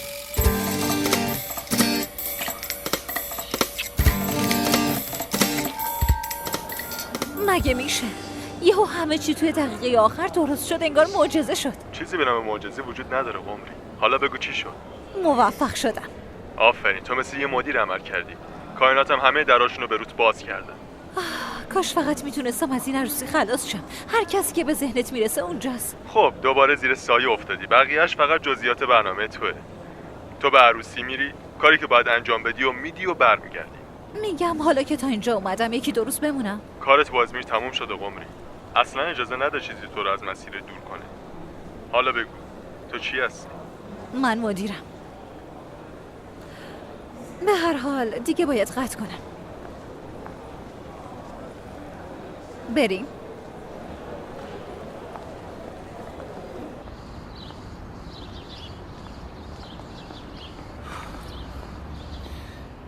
میبینم که حالت خوبه. شاید خیلی خوب نه، ولی خیالم راحت شد. الان تموم شد؟ یعنی طلاق گرفتم؟ نه، اما قسمت سختش تموم شد. از این به بعد فقط تشریفاته. پس یعنی عکس‌ها به درد خوردن؟ اصلا ارائهشون نکردم. چطور؟ توی این مرحله قاضی بهشون میگفت مدارک بیهوده، اما اگه لازم بشه بعداً ازشون استفاده میکنم. پس چرا اینقدر تلاش کردی؟ به خاطر حاله. وگرنه توی آخرین لحظه منصرف میشد. اون برای طلاق گرفتن از اون مرد یه دلیل مشخص نیاز داشت. ما هم بهش دادیم.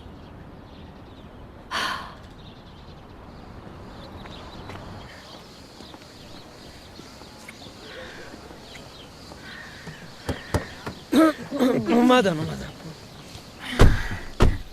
گل جمری جون، کار عالی بود عزیزم. ممنونم.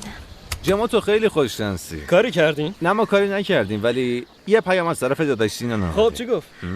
میگه اگه میخواین نیم ساعت بهتون وقت میدم. ماشین توی بالچوه آماده است. اگه خواستی میتونم تا امارات برسونمت. من نمیرم داداش. لعنت بر شیطون. من میام عروسی. منم یه بهونه موجه دارم. کنسرت برات مهمتر نبود؟ خب امروز نیست، افتاد برای فردا. اما دیگه معلوم نیست همچین اجرای سراغم بیاد. ای کاش یه انسان عاقل بین شماها بود، اما متاسفانه اینجا ازمیره.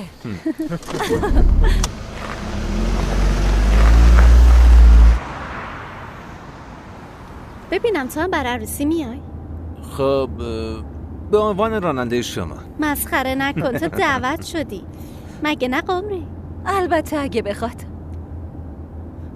میگم اگه عروسی زودتر تمام شد بریم پاتوق خودمون. کوکتل هم میخوریم.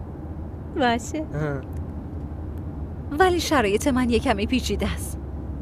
من باید برگردم استانبول. ای بابا چرا میزنی تو ذوقمون قمری؟ خب اصلا میگم همین الان بریم. آره. بعدش هم با هم میریم عروسی. نظرتون چیه؟ لطفاً قمری. باشه حتما. آفرین. اما قبل از رفتن من باید یه سر برم خونه. بسیار خوب. گلجم EARP، جمو EAFP، کارآفرین و سرگرم کننده دقیقاً جفت هم دیگه. بهتر نبود با این حرفا جفت خودتو پیدا میکردی؟ چرا روی هنر کار نکرد؟ اون زمان تیپای شخصیتی رو نمیشناختم. حالا که میشناسیم. چه چیزی رو لازم داری خواب؟ برای مدیر چی مناسبه؟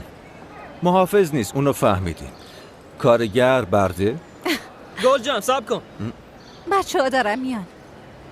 ما دوتا یه زوج عالی جانگوچ دوتا کوکتل بیار. دختر کجا غیبت زد؟ بچه ها یه خبر براتون داریم. صبر کن. ازدواج میکنی؟ نه من کارمو ترک میکنم و میشم مدیر برنامه‌های جمع. به نظرتون اگه ازدواج میکردین بهتر نمیشد؟ زوج خوبی میشیم نه؟ گلجم آنجلیان بهم حسادت میکنه. سرعت رابطهشون به توان چهره. گلجم بیخیال. دختر میگم عاشق شدیم. منظورم اینه همینجوری یه دفعه. آره؟ مگه میشه غیر طبیعیه که آدم اینقدر سریع عاشق بشه؟ حدس میزنم وقتی اهل ازمیری طبیعیه. ای بابا باز چی شد؟ چیکار کنیم که ازمیر رو دوست داشته باشی؟ چرا باید یه هوبی دلیل من عاشق ازمیر بشم؟ همه چیز همونطور که می‌خواستی اتفاق افتاد. یه کارگاه هم پیدا کردیم، عکس هم گرفتیم و تو هم تو شرکت استخدام شدی و حتی عکس هم به حالا نشون دادی. حالا اون شوکت هم از هم جدا شدن. صبر کن من چیکار کردم؟ جداشون کردی. من حالا و شوکت رو جدا کردم. کی جداشون کرد؟ هیچ کس، خودشون خواستن. نه تو به شوکت مشکوک شدی و رفتی دنبالش. و حق با من. باشه حق با تو بود و باعث جدایشون شدی. پس یعنی منم مقصر شدم. منظورش این نیست. تو چیزی نگو. من نمیدونم ولی دیدی که از خوشحالی پرواز نمی‌کرد. البته همیشه همینطوری میشه. مگه وقتی ازدواج کرد خیلی خوشحال بود. فکر کنم اگه ولشون می‌کردی دوباره تلاش می‌کردن. اگه من ولشون می‌کردم؟ تو چی میدونی؟ اصلا چند تا طلاق تا حالا دیدی؟ تا حالا کسی رو ندیدی طلاق گرفته باشه و خوشبخت باشه؟ پدر و مادر منم جدا شدن. هیچ کدومشون خوشحال نیست. اوه پس تخصص تو از اونجا میاد. کاش به دادگاه میگفتیم و تو رو به عنوان کارشناس پرونده میذاشتن. حداقل من با طلاق مثل شغل رفتار نمی‌کنم. تو می‌خواستی حالا و شوکت رو کنار هم نگه داری چون تو رو یاد بابا و مامانت مینداخت. دنبال شوکت میدویدی یا دوست پسر سابقت؟ من کارمو انجام دادم. باشه تو میتونی به کارت افتخار کنی، خیلی خوب انجامش دادی. ممنون. تو اول برو سر کار بعد راجبش با هم صحبت میکنیم. این یعنی چی؟ یعنی تو یه نوازنده ای اما نمیتونی روی صحنه بری، نمیتونی آهنگ منتشر کنی. کی باورش میشه؟ از صبح جلوی چشم من داری شعر مینویسی ولی حتی 2 خطش هم برام نخوندی. این چه ربطی به ترس داره؟ چه ربطی داره؟ نکنه تو کوری؟ تو مدام در مورد ییلدیز سیبل صحبت میکنی، داستانی که اصلا ذات شجاعته، اما تو فقط به اون میگی شانس. چه تحلیل قشنگی، آفرین. چرا؟ نکنه اشتباهه ها؟ فکر کنم استانبولم برای همین دوست نداری. صحنه اونجاست، نورافکنام اونجا، اما تو اجازه داری اینجا توی دنیای کوچیک خودت با خوشبختی زندگی کنی. آه ببخشید بابا جلوتو میگرفتاره؟ گول نمیخورم. کاش تو هم به نصیحت‌های پدرت گوش کرده بودی. چی داری میگی؟ من چیزی نمیگم. نه بهم بگو، من گوش میکنم. خب پس بذار توضیح بده. توضیح بده. من میگم تو ترسوی واقعی هستی. واقعا؟ تو از همه چی میترسی، حتی از ازمیر. یه چیز به اسم تیپ شخصیتی رو بهونه کردی و در مقابل آدمایی مثل خودت فقط یه سری حروف میبینی. برای تو هیچ حرکتی بدون برنامه و نقشه نمیشه. چون من مثل شما نیستم و به زندگیم اهمیت میدم. من یه برنامه دارم، یه مسیر. و ازمیرم جلوی برنامه‌های تو رو میگیره، درسته؟ گول خوردم. درسته، ازمیر جلوی منو میگیره. بس کن قمری، داشتی فرار میکردی. اگه گلجم گیرت نمیآورد الان توی پرواز بودی. صبر کن بدون اینکه منو ببینی میخواستی بری؟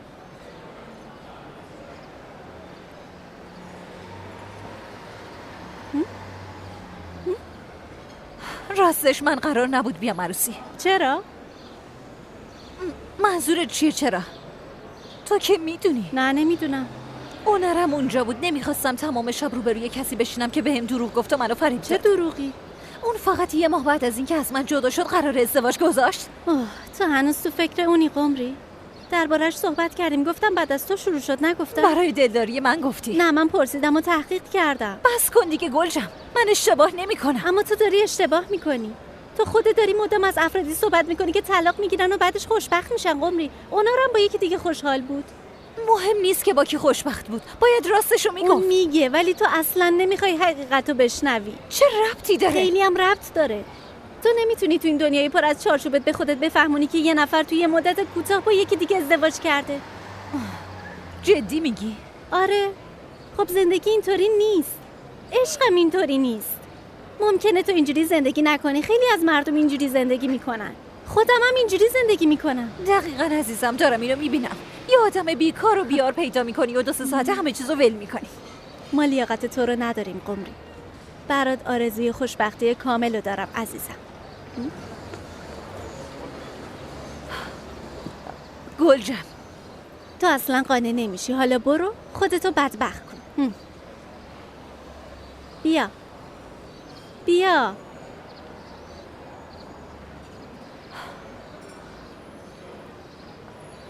میشه صورت حسابو بیارین؟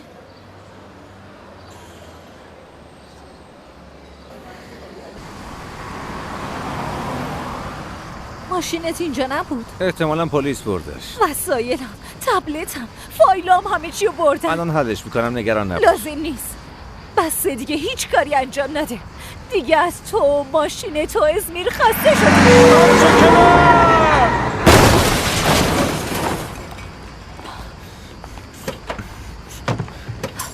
وای،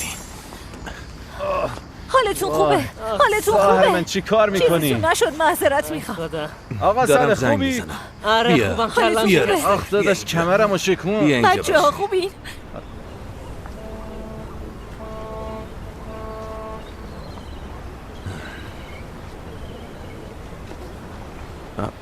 چی شد؟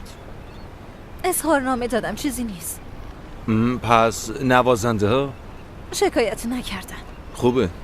اما اونا امشب به عروسی نمیرسن. همین عروسی ملتم و مرد. خیلی طبیعیه. ازمیر دوباره کار خودشو کرد. من دارم برمیگردم استانبول. خب ماشین همونجاست، اگه بخوای میتونم برات گردونم. نیازی نیست، با تاکسی میرم. وسایل چی توی ماشین بود؟ اونا رو میارن خونم.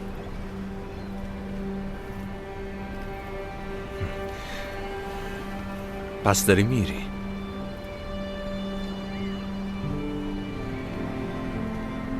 مواظب خودت باش.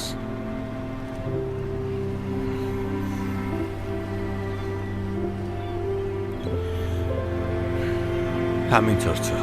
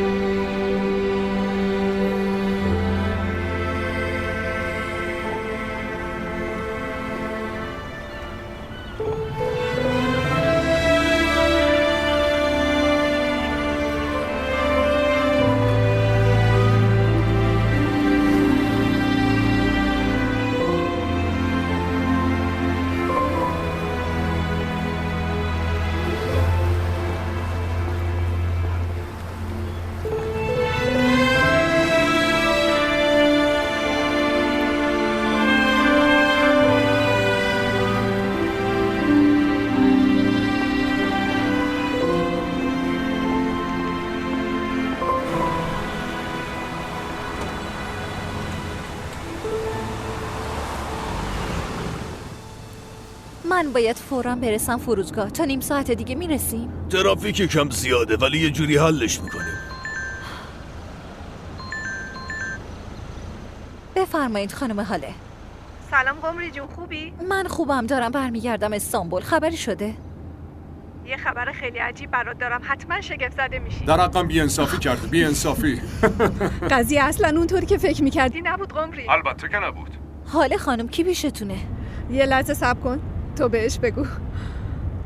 سلام، من شوکتم. قمری، دختری که ما فکر میکردیم دوست دخترشه معلوم شد دختر یکی از دوستاشه. آره؟ آخه چطور؟ خب بعد از سالها طبیعی بود که اون دختر رو نشناسم. این دختر به عنوان مشاور املاک داشته یه خونه رو به شرکت نشون میداده. عزیزم ما دوباره درباره طلاق فکر میکنیم. اما نگران نباش، اون شرکت توی دست خودته. هاله خانم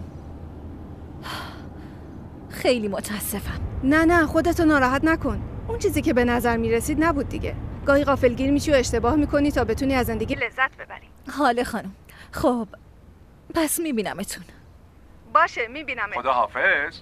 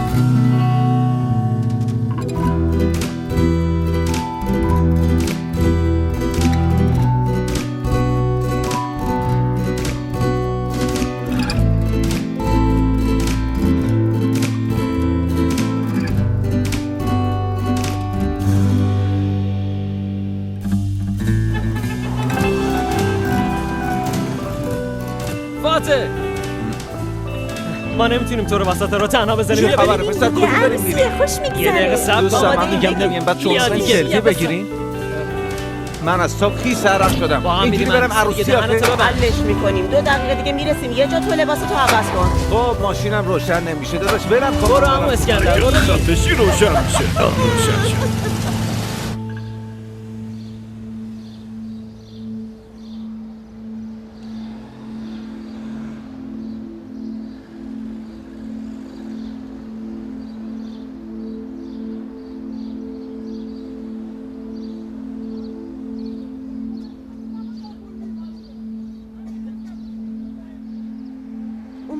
اومدم.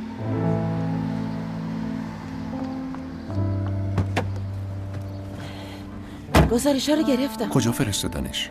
به بیمارستان دولتی اورلا. بازم خوبه. اونا میخواستن بفرستنت یه جای دیگه ولی من نذاشتم. خوبه. منم اونجا رو دوست دارم. منم.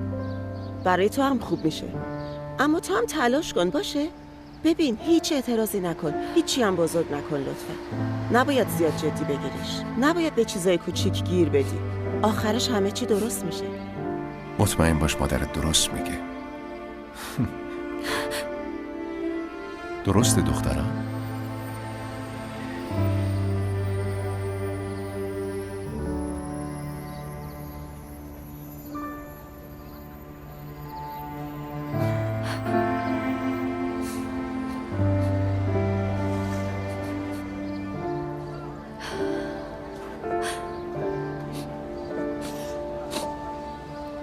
میتونم اینجا پیاده شم؟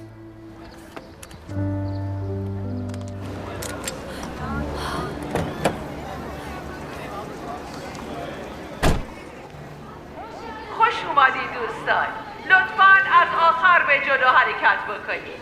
بله ما توی سال 2013 فقط چند تا زن بودیم ولی الان تور دوچرخه سواری فانتزی بانوان در 28 کشور و 160 شهر برگزار میشه.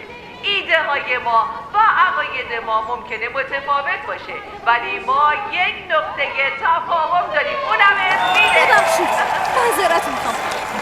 شما دوچرخه اضافه دارید؟ عزیزم اینجا تا دلت بخواد دوچرخه هست. بیا اینو وایسه برایتون. مهم نیست، شما رو اینجا بنویس. خیلی ممنونم. خواهش میکنم. یه لحظه صبر کن. با احتیاط برو. خیلی ممنون. خوش اومدی.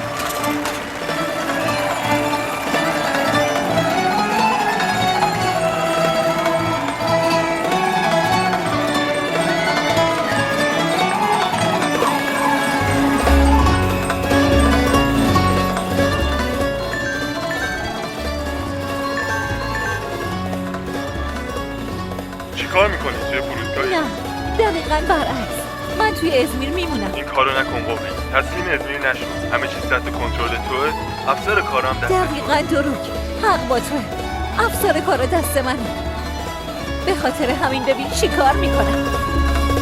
İzmir'in kızları birinde cımbızları dişirir ağır efelir giderir tatlı huysuzları çıktılar beyaz ipek çoraplarla kordon boyuna savaşlara aşklara esaslıdır kadın duruşları hiçbir topuk tıkırtısı o kadar da etkar çalamaz. Bir göz vuruşuyla yerle bir eder böyle bir şey olamaz. Hiçbir topuk tıkırtısı bu kadar da etkar çalamaz. Bir göz vuruşuyla yerle bir eder böyle عجیبه ها تو یه روز چقدر اتفاق افتاد. آره حرفشون هست. tuzu tadında parfüm eltem yasemenler açar balkonunda körfezi yakamozu yıldızı keskin tuzu tadında parfüm eltem yasemenler açar balkonunda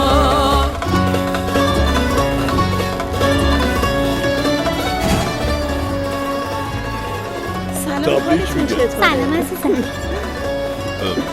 ما از هم جدا میشیم. اون یکی از دوستام.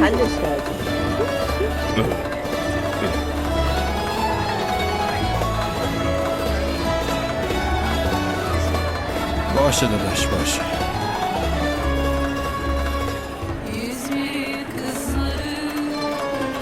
اشوان نوازنده ها نتونستم بیارن. چرا؟ تصادف کردم. چیکار کنیم؟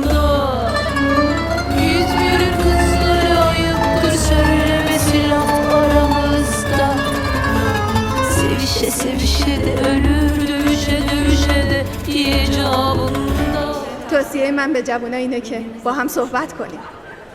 توی روابط فراز و نشیبایی وجود داره. شرایط سختم به وجود میاد. ولی با هم حرف بزنیم و به حرف هم دیگه گوش بدیم. خوشبخت بشیم.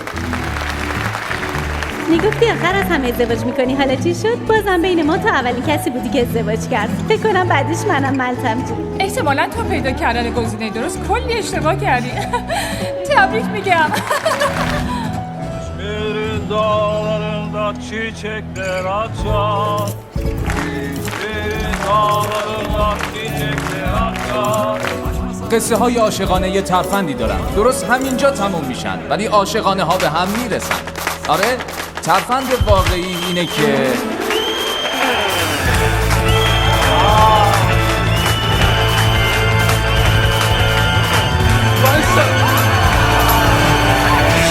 ببخشید ترمز کار نکرد. ببخشید. میتونم اینو داشته باشم؟ سلام. خب این بار تونستم بدون تصادف بایستم. شب همگی بخیر. من دیر اومدم. پس از همه شما عذرخواهی میکنم. ملتم عزیزم خیلی خوشگل شدی. یه عمر برای هر دوتون آرزوی خوشبختی دارم. توی این جمع زوجای زیادی هستن که همدیگر رو بغل کردن. کسایی که قراره یه عمر کنار هم بمونن. کسایی که از هم جدا شدن و به هم رسیدن. حتی کسایی که امروز عاشق هم شدن.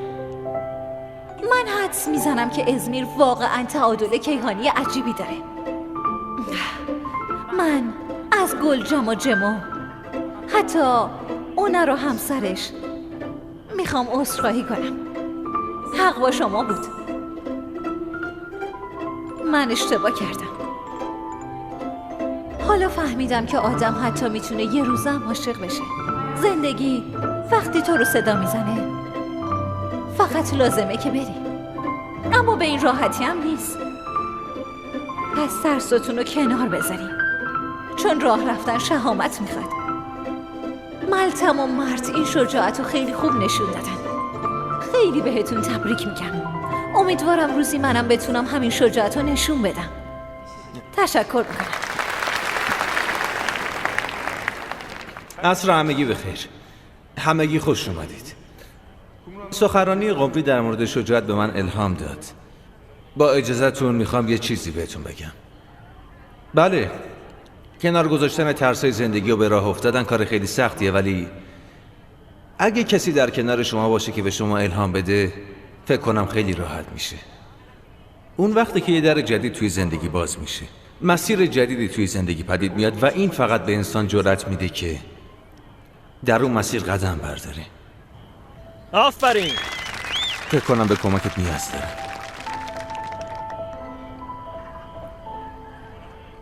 باید بگم کاملا حق با تو بود. تو هم همینطور. تمام اون کلمات وحشتناکی که به هم گفتیم حقیقت داره. به نظرم باید یکم شبیه ازمیر بشی. یعنی راحت تر و بی برنامه تر. قبول میکنی؟ بله. فکر کنم تو هم باید یکم شبیه استانبول بشی. قابل مشاهده تر، بی پرواتر. قبول میکنی؟ بله.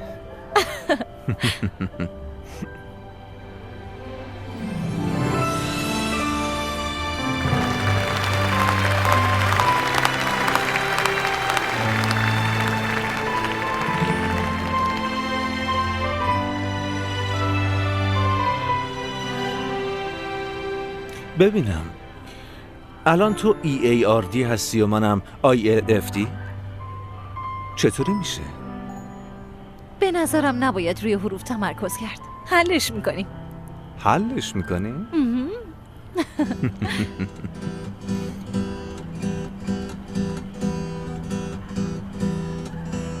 Uzun bir zaman kalbi uyuttum karanlık odalarda. Bekledim sanki ben hep seni, bir şey var aramızda. Ben anlarım, yormam inan seni, saklarım her şeyden. Suç ortağım ben olurum senin neredeysen. Sar beni kollarına, çözme sakın bir daha. Sanki bir sır gibi çözülüverdim sen bir gülünce bana. Tut elimi gidelim, kalmasın aşk yarına. Kalbimin orta yerine konuversin kumru gibi dalıma. جما چیه؟ یالا دیگه بلند شو. حروف تو؟ نکنه عروس خانم عجله‌شو جا گذاشته. بیا بیا.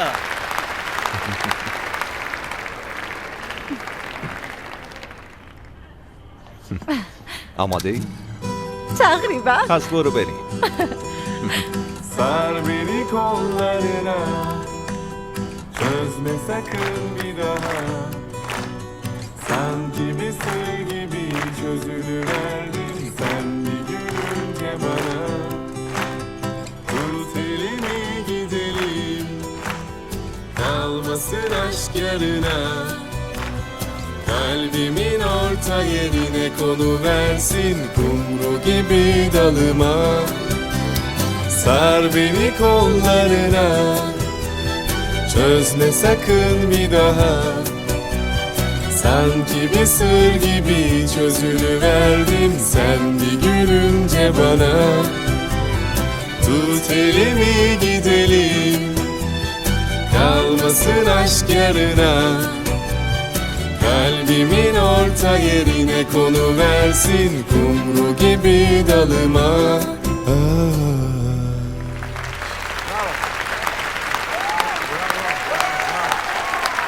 برای دانلود فیلم های بیشتر به وبسایت مای موویز مراجعه کنید.